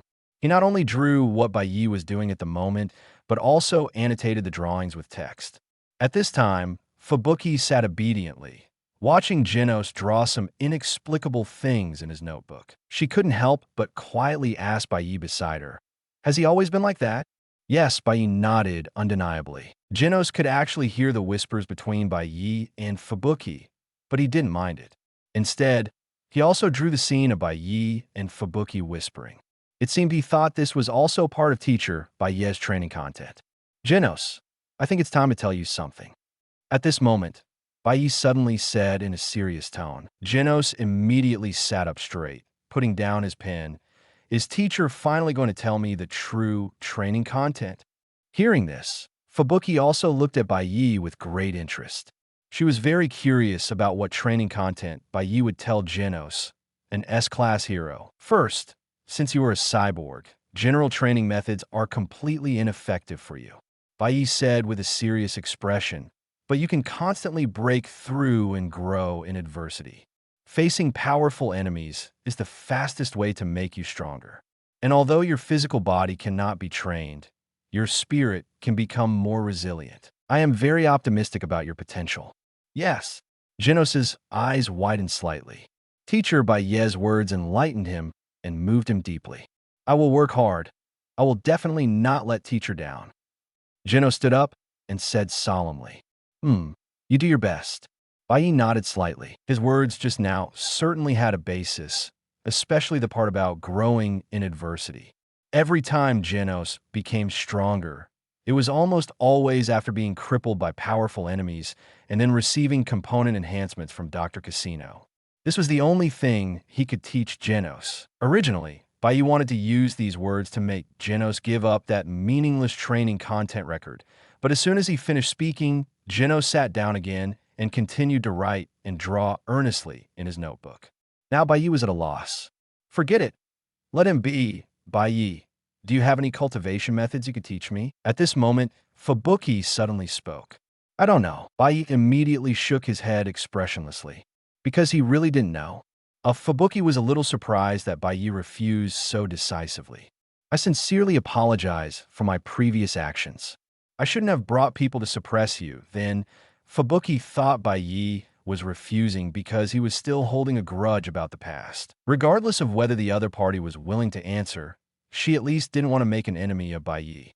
"I accept your apology, but to be honest, I really don't know any cultivation methods suitable for you." Bai Ye shook his head helplessly. "I remember you're an Esper, right? You'd be better off asking your sister than me." "That won't do." As soon as Bai Ye mentioned her sister, it immediately brought back bad memories for Fubuki. Seeing Fubuki's resistant expression, Bai Ye didn't say anything more. He knew that the relationship between Fubuki and Tatsumaki was awkward and delicate. However, Fubuki quickly adjusted her emotions and continued to munch on snacks. She thought to herself that she had consumed a bit too many calories this afternoon, so she would eat less tonight. Fubuki precisely controlled her calorie intake every day, which is why she maintained such a good figure. Speaking of which, teacher's eyes seemed to have changed. At this moment, Genos, who was looking up to observe Bai Ye's actions and record them, suddenly noticed that teacher Bai Ye's eyes were different from before. Although he had seen Bai Ye's 3-tomo Sharingan and normal black eyes, the eternal Mangekyō Sharingan was definitely something he had never seen before. It really is. Fubuki immediately leaned closer to Bai Ye to observe his eyes. She got very close to see the patterns clearly. I wanted to say before that your eyes were strange, and now they not only have patterns, but can also change. Suddenly being so close to Fubuki, almost feeling her breath, Bai Ye almost instinctively leaned back. One Punch Man. Double Godly Start Chapter 049. My eyes are naturally like this. There's nothing to be surprised about, Bai Ye calmly explained, attempting to gloss over the matter. I once suspected that Sensei's eyes had undergone mechanical, but now I see I was overthinking it, Geno said. Are you also an Esper? Fubuki immediately asked, hearing the word naturally, and recalling the strange abilities Bai Ye had displayed earlier. Perhaps Bai Ye had been asked this question by Bang before, and could only explain himself as an Esper. However, spatial-type Espers did exist, such as Blast, the S-Class Rank 1 hero. No wonder your abilities are so strange. You really are an Esper. Fubuki couldn't help but be surprised. I see. No wonder Sensei kept emphasizing that he couldn't teach me anything. Genos finally realized. But Sensei just now helped me determine my training direction. It was indeed a very correct decision to seek guidance from Sensei. It's good that you can finally understand. Bai Ye felt a slight sense of relief. A long while later, Fubuki seemed to have something to attend to and prepare to leave. Thanks for the hospitality. Fubuki didn't forget to express her gratitude before leaving, naturally referring to the tea and snacks at Bai Ye's home. Why must we work to earn money? Why must we spend money to eat? What freedom is there left in this world? The rich are fat and complacent. The poor toil their whole lives. The poor work to make money for the rich get richer, and the poor get poorer. Therefore, we will never work. I, Hammerhead, will change this world. We, the Paradisers, will make paradise a reality. On the streets, a group of bald men in combat suits gathered. The tall, bald man, standing at 2.15 meters, who led them, was Hammerhead, the leader of the Paradisers and a B-class wanted criminal. They advocated a non-working libertarianism, wanting everyone to join their non-working army. However, Hammerhead shouted for a long time on the street, but no one paid him any attention. What a bunch of fools. Hammerhead exclaimed angrily. Let's go. We'll smash the home of the richest man, Zenner, and let everyone know we're not joking. Soon, Hammerhead led a group of bald men to a large building. Is this Zenner's home? Hammerhead looked up at the impossibly tall building before him, instantly annoyed. How infuriating. This entire building is his home. How many illegal means did he use to earn so much money? Smash it. Hammerhead immediately ordered his subordinate. Yes, not only Hammerhead, but all the subordinates he led also wore similar combat suits. The subordinate's hand armor suddenly expanded several times, and he slammed it violently into the building. Boom! Rumble! With that punch, the building collapsed with a roar, showing how extraordinary the combat suit was. It truly lives up to its name as the new combat suit developed by that organization. It was definitely worth risking our lives to steal these combat suits. Hammerhead grinned sinisterly, looking at the terrifying power. However, after a while, they realized they had targeted the wrong building. Zenner's home was not this one, but further ahead. They didn't care, though, and continued toward Zenner's home. Meanwhile, the richest man, Zenner, also received the news. As Zenner hesitated whether to escape, as his servant suggested, a slender figure suddenly appeared by the window. You should be grateful that this happened, just as my contract with you is about to end. The person had long hair tied back and was dressed as a ninja, with a sword strapped to their back. Oh, Sonic, Zenner exclaimed with joy. But immediately, his expression turned to worry. But the opponent is a B-class wanted criminal, and they have so many subordinates, so what? What you should be worried about is how to deal with the piles of corpses later, Sonic said calmly. A group of bald thugs in strange combat suits, and their leader is a B-class wanted criminal. This should be quite durable. I just hope those guys can provide a little entertainment. This is bad. A group of bald guys are rampaging on the streets. Saitama, who had just finished a few rounds of games with Bai Ye, saw news about the Paradisers broadcast on TV during his break, especially when he heard that all members of the Paradisers had uniformly shaved their heads, and citizens were warned to be wary of bald people. He immediately couldn't hold back. Because he was also bald, this would cause him to be misunderstood, and he didn't want his reputation to be damaged by these guys. Then you should quickly deal with them, Bai Ye said from the side. Right, I'll go defeat them now. Saitama hurriedly ran back to his room to change into his combat suit, then immediately rushed to where the bald guys were rampaging. Bai Ye didn't go with Saitama this time. Saitama could easily deal with those bald guys, and Bai Ye also wanted to avoid being entangled by Speedo Sound Sonic. That guy would relentlessly pursue anyone who defeated him on the other side. The Paradisers, led by Hammerhead, had arrived not far from Zener's Golden Poop Tower. They only needed to cross this forest to reach the Golden Poop Tower. However, they were intercepted by Sonic halfway. Even a group of bald men in special combat suits were easily defeated by Sonic. The only survivor, Hammerhead, then ran into Saitama, who had arrived.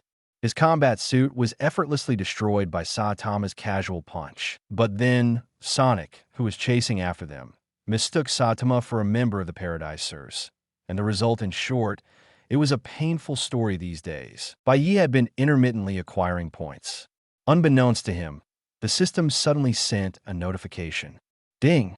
Host's current accumulated points have reached 1,000. And the point shop has been upgraded to LV2.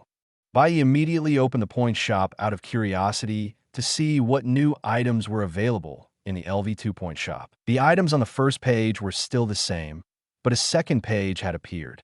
Bai Ye immediately mentally flipped to the second page. Point shop LV2, Tiger Mask, Red Knight, Abido, 3-Tomo Sharingan, Uchiha Fan, Rinnegan, One Punch Man, Double Godly Star Chapter 050 Item Details. The red tiger stripe mask worn by Abido on the night of the Uchiha Clan Massacre. It has the effect of changing one's voice and aura. Price, 10 points per unit.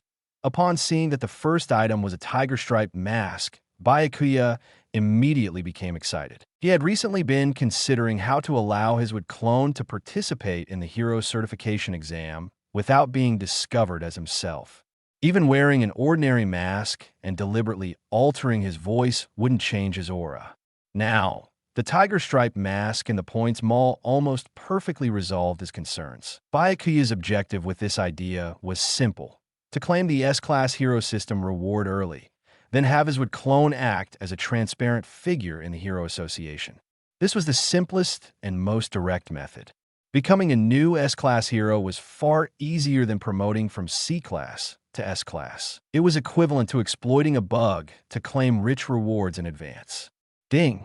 Host has exchanged Tiger Stripe Mask 1, deducting points 10. Current remaining points, 206. Bai Ye didn't even bother to look at the details of the subsequent items. He immediately acquired the Tiger Stripe Mask. A red tiger striped mask instantly appeared in his hand. He played with it for a bit, finding it quite durable and not easily broken. He then tried wearing on his face and mentally willed his voice to change. Uchihamadara. As Bai Ye uttered the name, his voice became identical to Uchihamadara's. His hair lengthened slightly, and his aura also transformed. Not only that, even though the tiger stripe mask only had one eye hole, Bai Ye's other eye remained uncovered, and his ocular techniques could still be used normally. Good, perfect. Bai Ye nodded in satisfaction. He then put the tiger-striped mask away, and the mask on his face automatically vanished. Following this, Bai Ye continued to examine the details of the other three items. Item details: a Tomo Sharingan. Can be used as a spare eye, or as a one-time consumable for Izanagi or Izanami.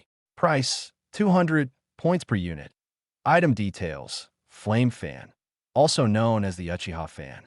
Made from a part of the God Tree. It can absorb any attack that does not exceed its tolerance limit and convert it into storm energy to reflect it back. Price, 200 points per unit. Item details.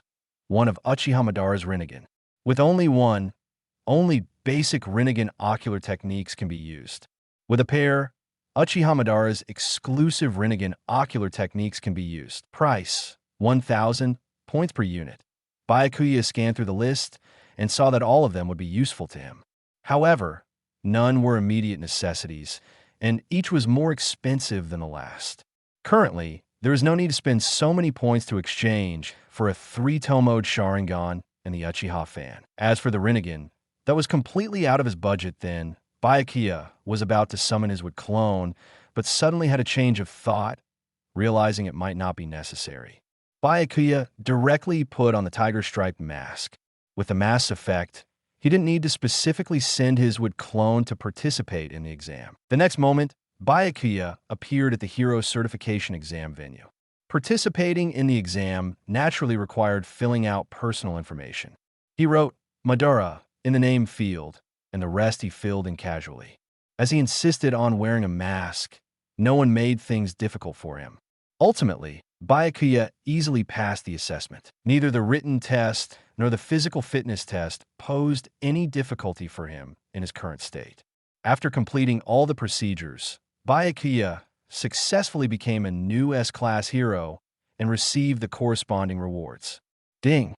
Host has been promoted to S-Class hero, receiving rewards. 100 points plus Geto Mazo. Note, after the host becomes an S-Class hero, each time their ranking increases, they will still receive point rewards. Geto Mazo? Byakuya was surprised. Didn't one need the Rinnegan to summon the Geto Mazo? It seemed the system had modified it again. Now, the S-Class hero reward was already in hand. Byakuya no longer needed to wear the tiger-striped mask. Even if the Hero Association later suspected or discovered his true identity, it didn't matter. The reward was already acquired back home. Byakuya took off the mask. A moment later, someone knocked on the door. Knock, knock, knock. Byakuya opened the door, and before him stood Vaccine Man. When I was wandering outside just now, a guy claiming to be an elite from the Monster Association found me and invited me to join their Monster Association. What is this Monster Association? Vaccine Man asked Byakuya. Monster Association. Byakuya fell into a moment of thought. The Monster Association had approached Vaccine Man so quickly, likely having discovered Vaccine Man's considerable strength.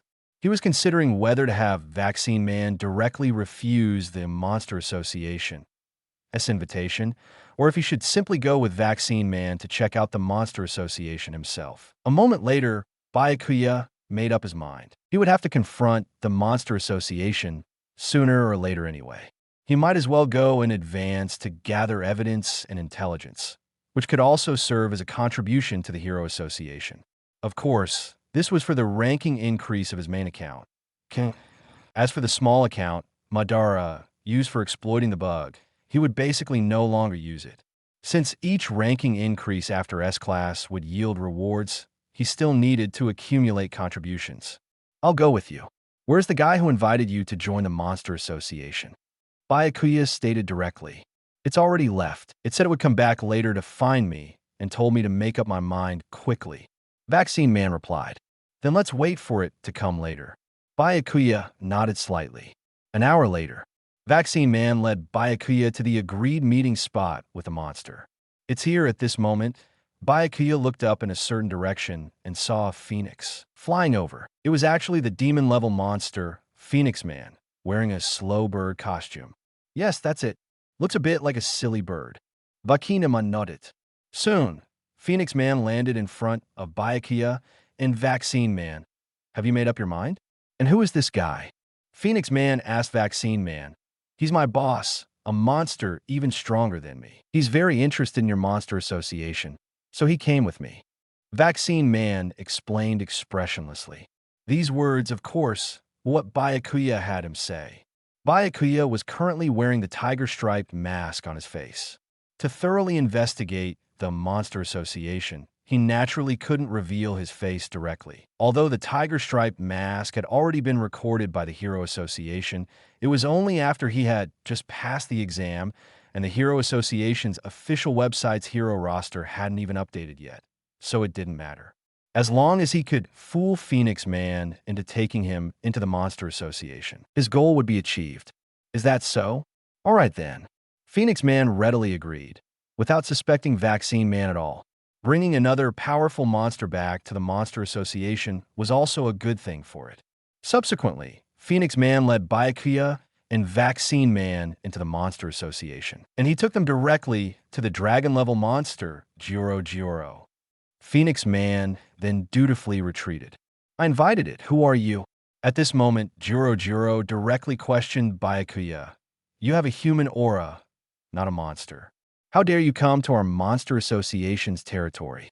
Bai Ye didn't bother to respond to Jiro. He had already secretly taken some photos of the Monster Association's interior with his phone. With the intelligence and evidence in hand, he was ready to transfer away with Vaccine Man and saw no need to waste words with Jiro.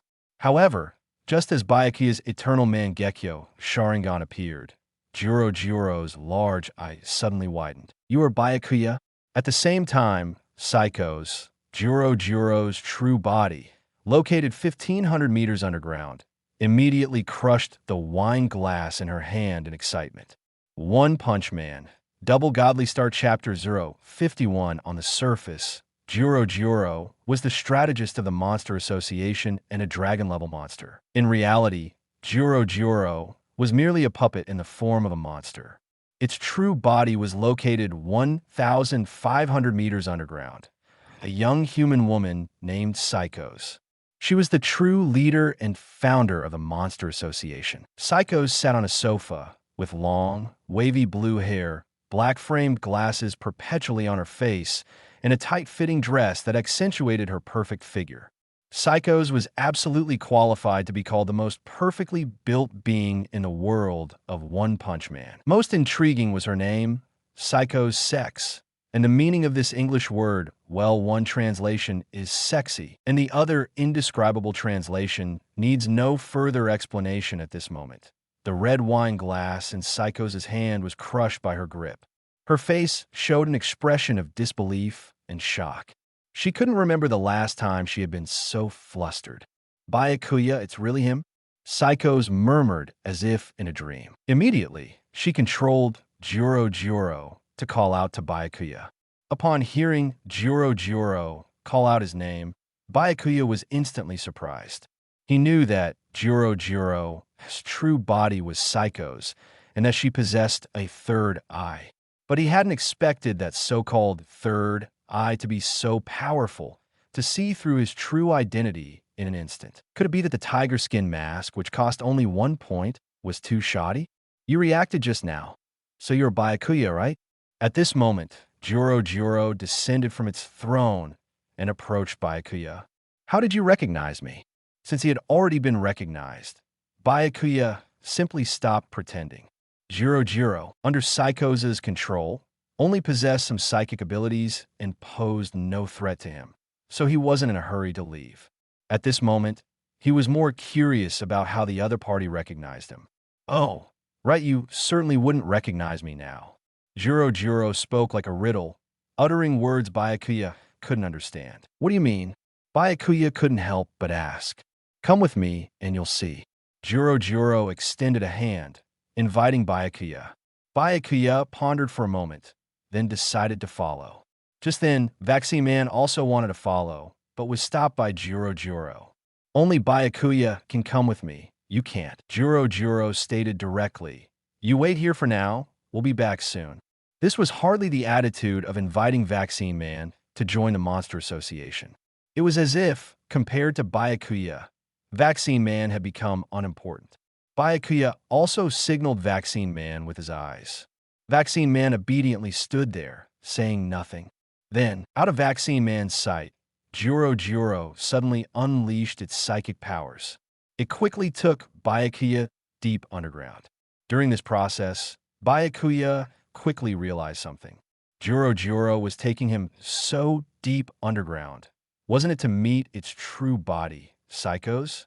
Bai Ye found this difficult to comprehend. Ever since establishing the Monster Association, Psychos had been hiding 1,500 meters underground, and practically no one knew she was Juro as true body. Such a cautious and secretive Psychos was actually willing to expose her identity and location to him. A professional hero? He didn't know what Psychos was thinking. Could she have suddenly gone insane? At this moment, Byakuya couldn't directly ask Juro. If he did, he would expose his god's perspective, so he could only wait soon. With Juro's help, Byakuya arrived at Psychos' secret underground hideout. Juro, under Psychos' control, then returned to the surface. Entering the small room and seeing Psychos sitting on the sofa, Byakuya still found it hard to believe. This was indeed Psychos' hiding place, and Psychos had even actively brought him down here. Was this woman truly insane? Psychos leaned lazily on the sofa, legs crossed, enjoying Byakuya's reaction to suddenly seeing her. Seeing Byakuya's look of disbelief, Psychos' lips curved slightly. Are you surprised? To see me here? Indeed, very surprised, Byakuya nodded, unable to deny it. Come sit. Psychos invited Byakuya. Byakuya couldn't guess what this woman was up to, but since he had come all this way, he wouldn't be content to leave without figuring out the situation. Otherwise, he probably wouldn't sleep well tonight. Byakuya then sat on the sofa chair opposite Psychos. At this moment, Psychos, with an elegant gesture, suddenly handed her wine glass to Byakuya. The previous one had been crushed by her. This was another she had taken. Was it poisoned? Byakuya's first thought was that Psychos had poisoned the wine glass. Seeing Byakuya not immediately take it, Psychos added, "Fine red wine, for you to taste." Although Byakuya's eternal Mangekyō Sharingan could detect no strange substances in the glass, he still didn't trust Psychos. "Sorry, I don't drink much," Byakuya politely declined. Seeing this, Psychos' eyes narrowed slightly, as if she sensed something amiss. "Byakuya, do you still recognize who I am?" Psychos then probed. No, Byakuya shook his head decisively. Without using his god's perspective, this was undoubtedly his first direct meeting with Psychos. Upon hearing this, Psychos' brows furrowed instantly. She pondered for a while, then continued to probe. "I am the president of the Monster Research Association. Don't you remember me even now?" No, Byakuya shook his head again. At this, Psychos' expression suddenly changed. "Why is this? You are clearly my only understander." Wait. Byakuya couldn't help but interrupt Psychos, saying with a serious expression, "I truly don't understand what you're talking about. This is my first time meeting you. Did we know each other before?" Feeling Byakuya's gaze, which was that of a stranger, Psychos found it difficult to accept. "Vice President Byakuya, do you truly remember nothing?" One Punch Man. Double Godly Start Chapter 052. Even though Byakuya never took off his tiger skin mask, Psychos was sure that the man in front of her was Byakuya. Those eyes, that aura, she believed she would never mistake Byakuya. "Sorry, I really don't know what you're talking about now." Even Byakuya, who possessed God's perspective, was stumped. He couldn't understand how Psychos knew him or what Vice President Byakuya meant. Byakuya only knew that Psychos was the vice president of the Esper Research Society during her student days, and the president of that society happened to be Fubuki. But when did he himself become a vice president? Fubuki and Psychos' student days were 4 or 5 years ago, and Byakuya had only recently transmigrated to this world. Moreover, Psychos had just claimed to be the president of the Monster Research Society, but he had no impression of this Monster Research Society at all. There were too many suspicious points. Is that so? At this moment, Psychos seemed to understand something. "Perhaps you've lost your memory, but it's okay. I'll help you find those memories." Byakuya originally wanted to deny Psychos' claim of amnesia, but he thought about it and decided it would be better to go along with it and ask Psychos for clarification. "I'm not sure if I've lost my memory, but I really don't have any memory of you in my mind. Can I take off your mask and see?" Psychos reached out, wanting to take off the mask on Byakuya's face. "You can." Byakuya didn't refuse, allowing Psychos to remove his tiger skin mask. Seeing Byakuya's true face, Psychos immediately breathed a slight sigh of relief. She really hadn't mistaken him. This meant that Byakuya had truly lost his memory. "I have no idea about your amnesia." You suddenly disappeared back then, and we never met again until today. Psycho's expression darkened slightly. But I will try my best to help you awaken your memories. Are you currently studying at a university or doing something else? Psychos remembered that when they were about to graduate, Bai Ye had promised her that they would both get into university and continue to expand the Monster Research Society there. But then he suddenly left without a word one day. With Bai Ye's sudden departure, her only understanding person was gone, and she lost the last shred of longing for human society, causing her to give up her goal of attending university. After that, she began preparing for the Monster Association. She never expected to finally meet Bai Ye again after the Monster Association had been established for so long. But it was an amnesiac Bai Ye. I am a professional hero in the Hero Association. Bai Ye answered truthfully. He deliberately answered this way, wanting to see Psycho's reaction. What? Psycho's face immediately changed, becoming enraged. You actually joined the Hero Association? Did those guys rewrite your memories? It must be. I don't think so. I still remember all my memories after joining the Hero Association. Bai Ye's tone was slightly puzzled. It's not impossible for them to have tampered with your past memories without your knowledge. Psycho's expression turned grim. However, she immediately thought of something else and asked, but I observed the Hero Association's rankings before, and I didn't see you on it. Perhaps I hadn't joined the Hero Association at that time. I only registered my hero name recently. Bai Ye explained. What is your current rank in the hero registry? Psychos pondered for a moment, then asked. A-class rank 5. Bai Ye answered. What? Not even an S-class hero. Psychos was first surprised. Then her lips curved slightly, and a mocking expression appeared on her face. What a ridiculous hero association. The one who should be S-class rank 1 is still at A-class rank 5. They are indeed a bunch of foolish humans. No, wait a minute. You even know my strength that well. Bai Ye immediately said, but even if you know my strength, it's not exaggerated to the point of being S-class rank 1. Not exaggerated at all. S-class rank 1 Blast hasn't appeared for many years, and S-class rank 2 Tatsumaki the Tornado is just SOSO. Psycho said with a faint smile, in my opinion, your strength can definitely rank first. Hearing Psycho's claim that Tatsumaki was just SOSO, Bai Ye immediately recalled the scene where Psycho's was beaten badly by Tatsumaki during the final battle between the Hero Association and the Monster Association. It was undeniable that Psycho's ability was indeed powerful, but she was a bit too confident and underestimated Tatsumaki. The Hero Association treats you so poorly. Why don't you join our Monster Association? I will make you the king of our Monster Association, which is what I desire. Psychos sincerely invited Bai Ye. There's no need to continue enduring their ill treatment in the Hero Association. This is your home. Vice President Bai Ye. Wait, Bai Ye's mind was a bit confused by Psychos. Didn't the Monster Association have Monster King Orochi? Why did she want him to become the king of the Monster Association? Could it be that Monster King Orochi didn't exist in this world's timeline? It was well known that One Punch Man had two slightly different timelines, one of which did not have Monster King Orochi. No, it was Monster King Orochi. If you have any questions, I can explain them to you slowly. Psychos said patiently to Bai Ye. Then please first explain to me what Vice President Bai Ye means. Bai Ye immediately asked, perhaps it's because of amnesia, but I never remember being any vice president. That it was around the time we were about to graduate. After I parted ways with that woman from the Esper Research Society, I suddenly met you. I created the Monster Research Society under your suggestion. The entire Monster Research Society only had me as the president and you as the vice president. Psychos recalled past events, a sweet smile on her face indicating that they were fond memories for her.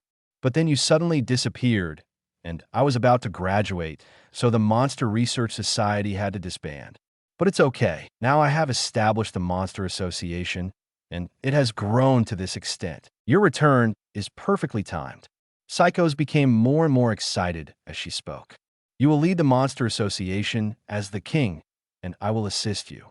We are bound to eliminate all of humanity. One Punch Man, Double Godly Start Chapter 053, listening to what Psychos said, Byakuya's brain quickly analyzed, but he still couldn't figure out why. He didn't believe he had truly lost his memory.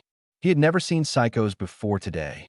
However, Psychos didn't seem to be lying at all.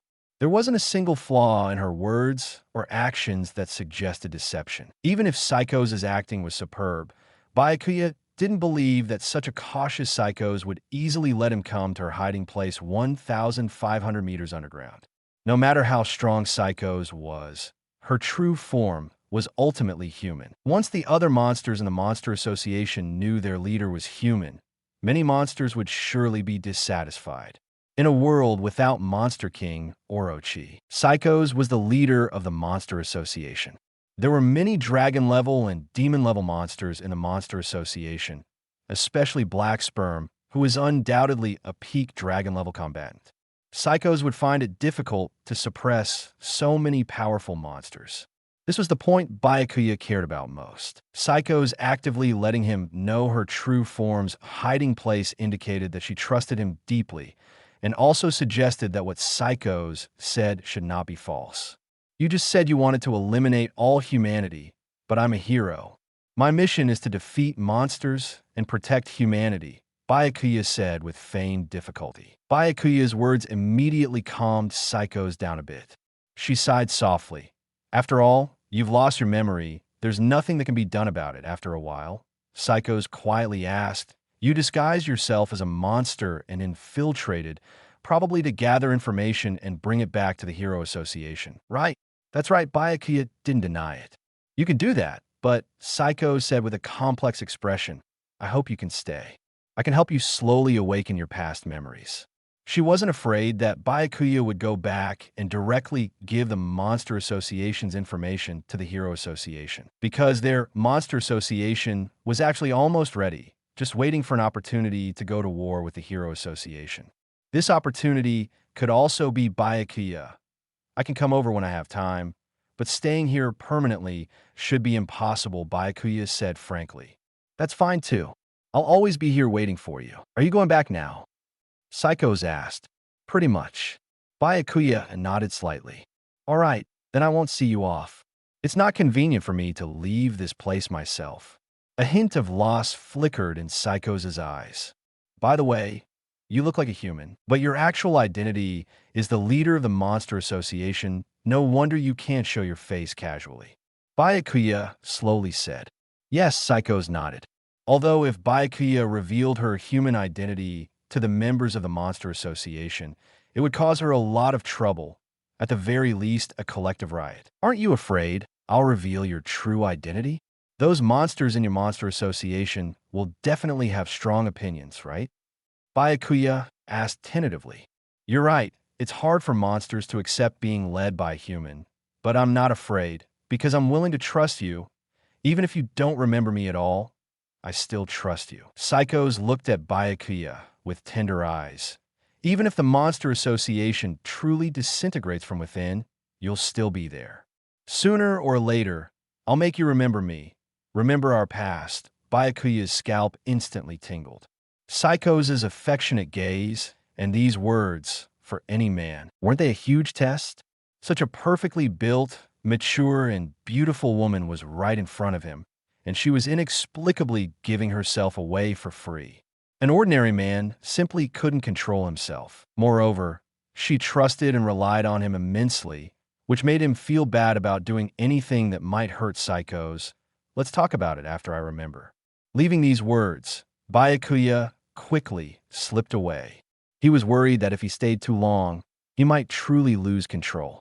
As his words fell, Byakuya's figure instantly vanished. He used the power of double Kamui to transfer himself next to Vaccine Man, seeing Byakuya suddenly disappear and simultaneously appear in front of Juro. Psychos showed no surprise on her face. It seemed she was also very familiar with Byakuya's abilities. Oh, right. Just then, Byakuya suddenly remembered that he had forgotten to take his tiger skin mask, which was still with Psychos. He immediately said to Juro, I just forgot. My mask is still with you. Can you leave it with me? You should be able to teleport out with it directly, right?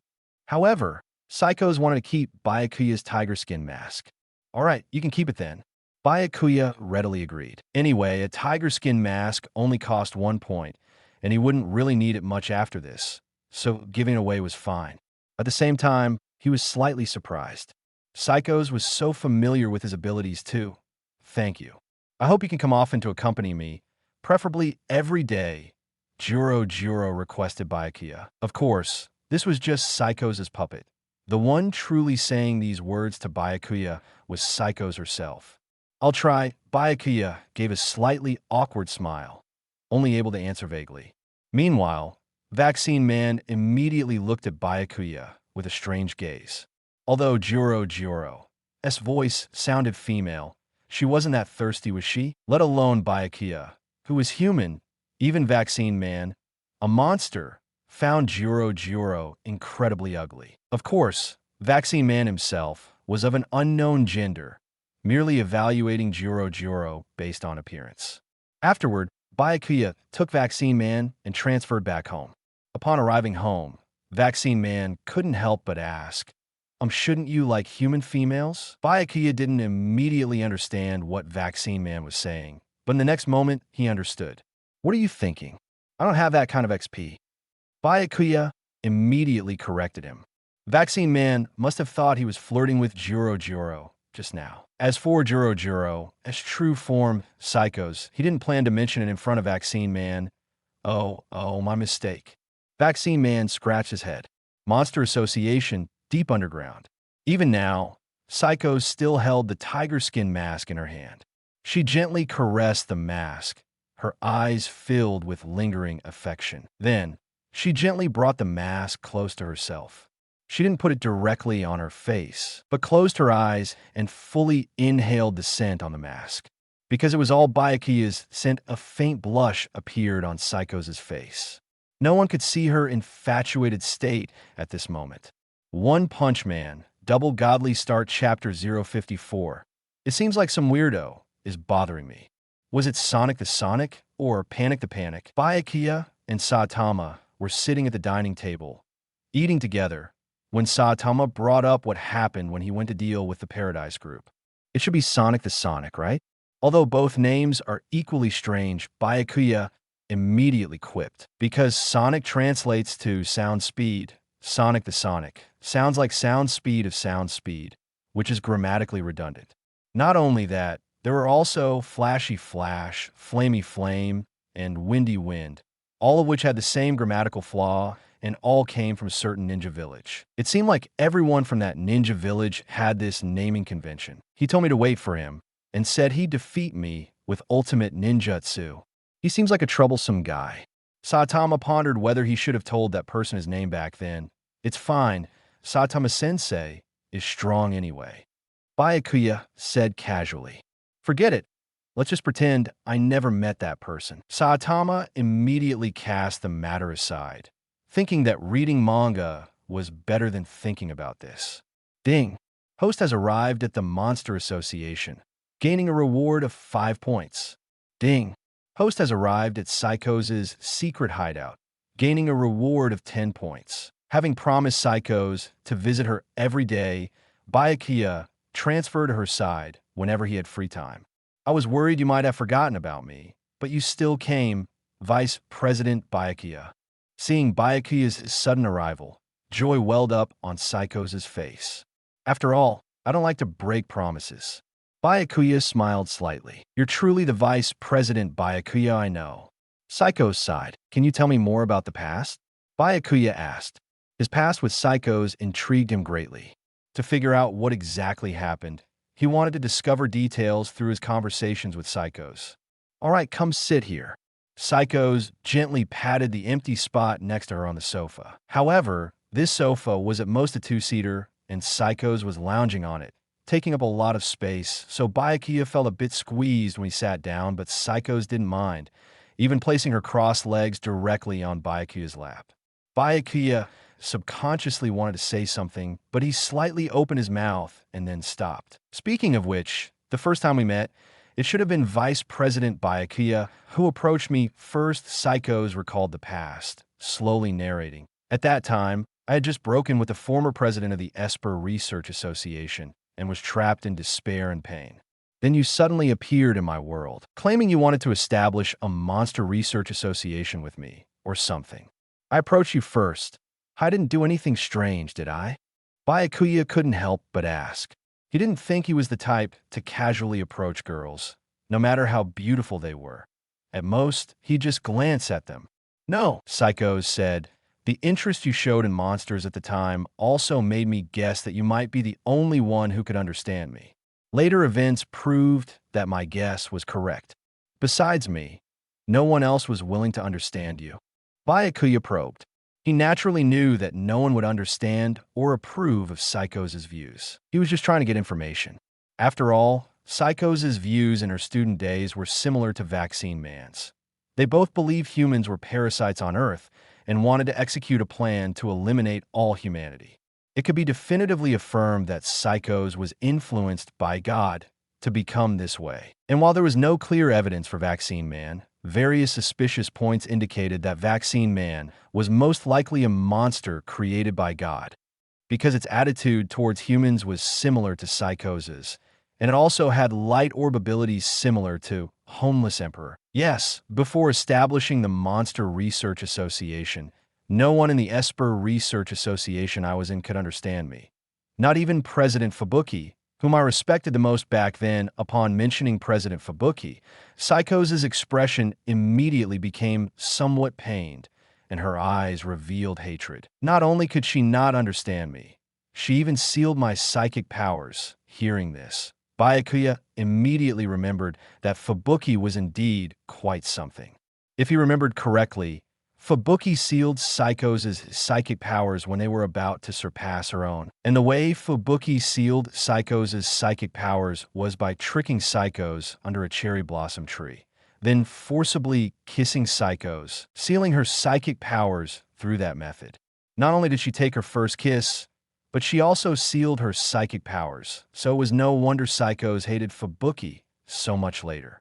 And Fubuki's thoughts back then were even more outrageous than now. When she heard Psychos wanted to eliminate humanity, Fubuki was displeased, believing that if all the common people disappeared, then her standing at the pinnacle of this world would be meaningless. She believed that the reason she could stand at the pinnacle was by stepping on all the common people. In short, Fubuki's personality is already bad now, but her student-era self was even worse.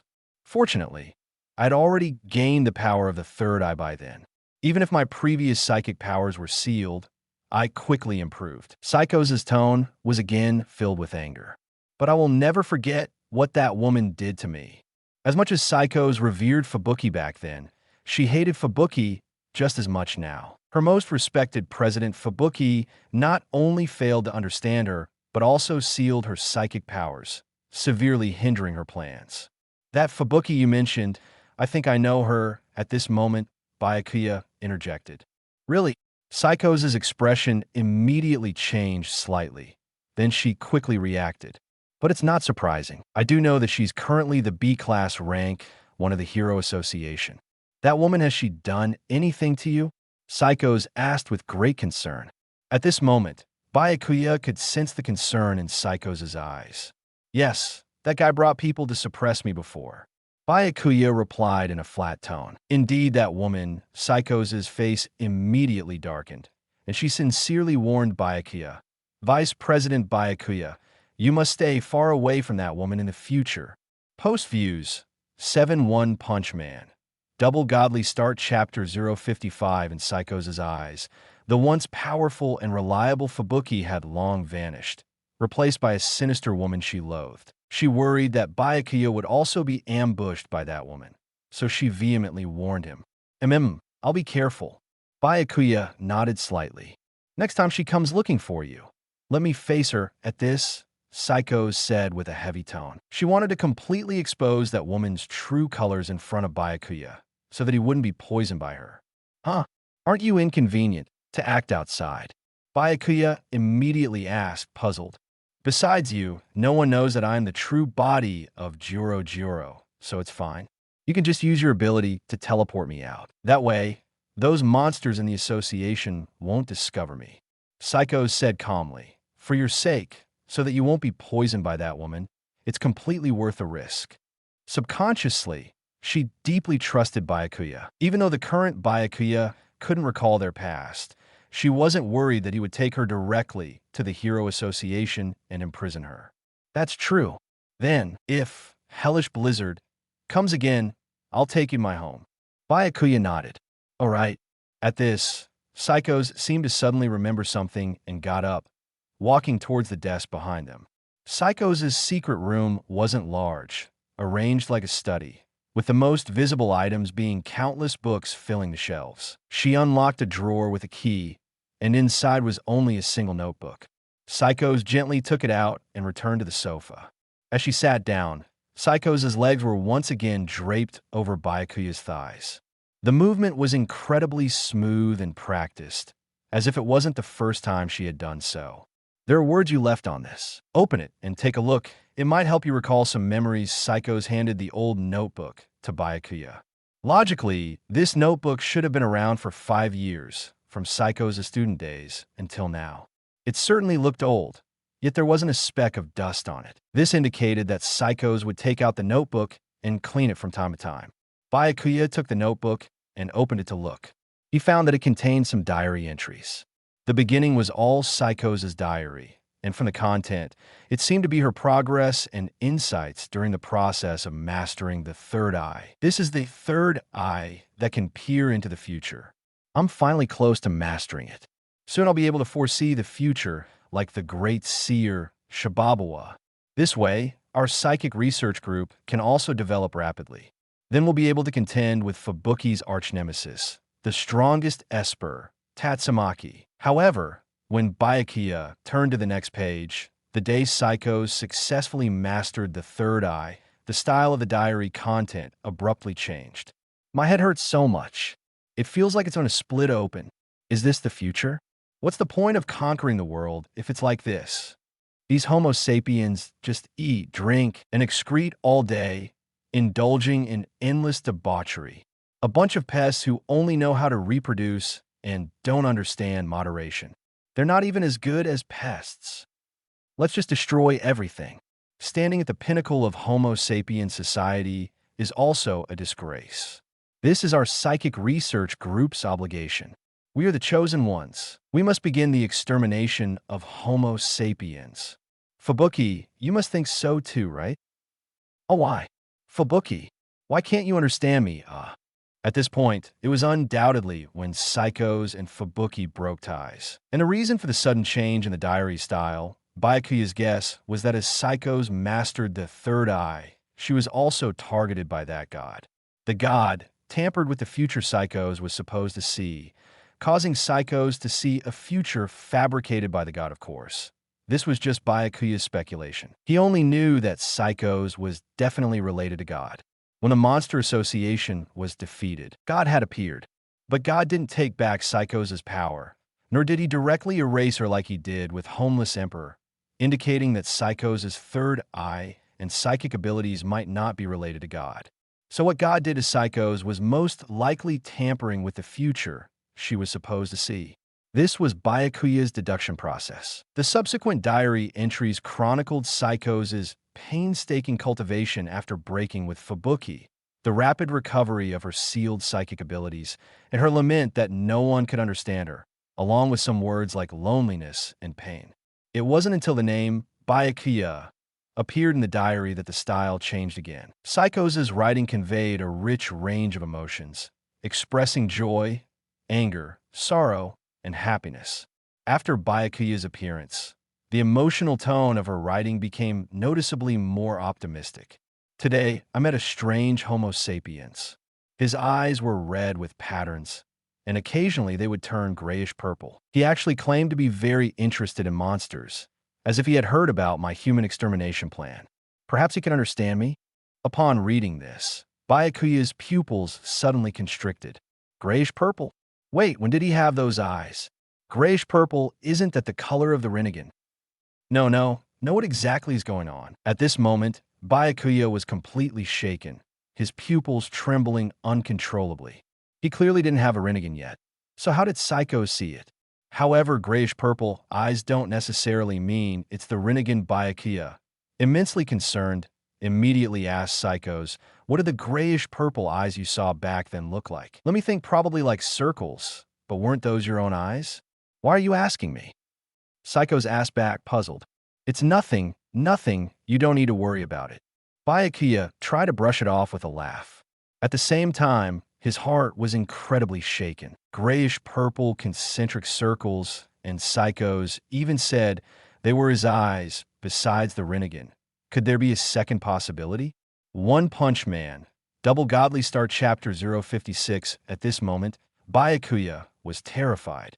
Originally, he wanted to clear things up with Psychos, but the more he learned, the more confused he became. Bai Ye calmed down and thought deeply. Let's assume for now that the Bai Ye Psychos met back then was indeed him, and it's known that his current self doesn't have the Rinnegan yet. He needs enough points to exchange for a pair of Rinnegan in the mall, which is bound to happen sooner or later. This means his future self is destined to obtain the Rinnegan. Then in Bai Ye's thoughts, his future self overlapped with the self in Psychos' diary. At this moment, his eyes suddenly widened. Could it be the Psychos of the past met his future self?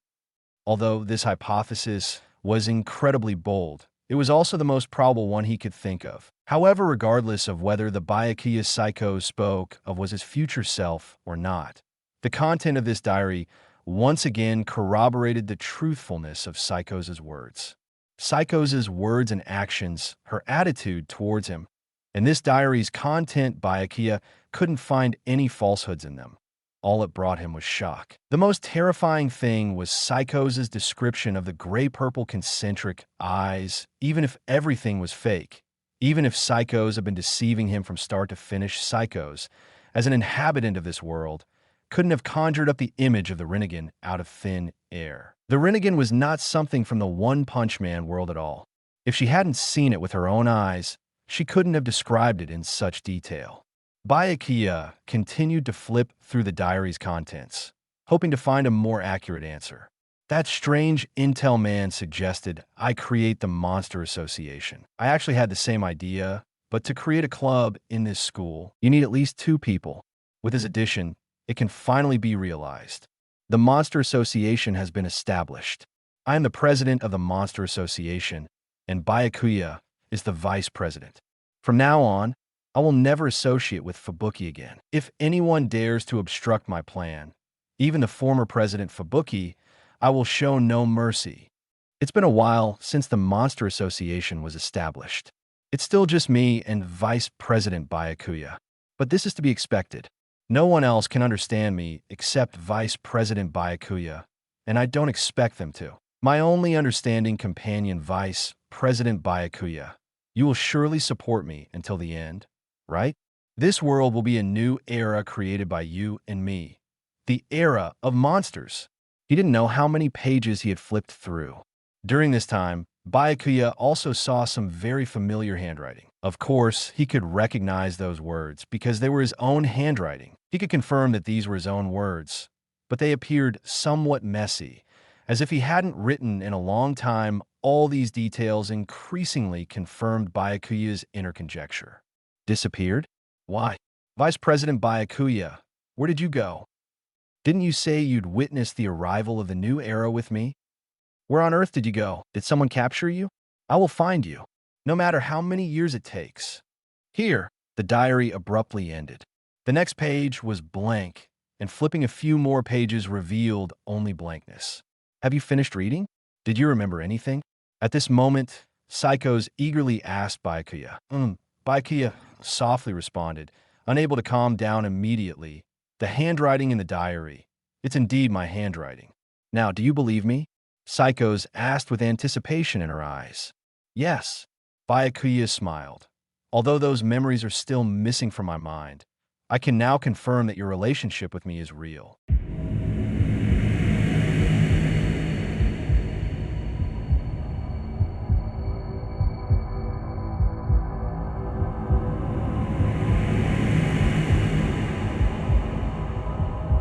No more novels? Take part in the voting. The most requested novels and those with the most likes will be chosen for publication on euroaudiobooks.com. There, I can upload as much as I want without the risk of receiving a strike. R18 novels and other content that exceed what is morally acceptable are only published on Patreon or the free novels page. Remember, the site is funded by donations on Ko-fi and Patreon memberships.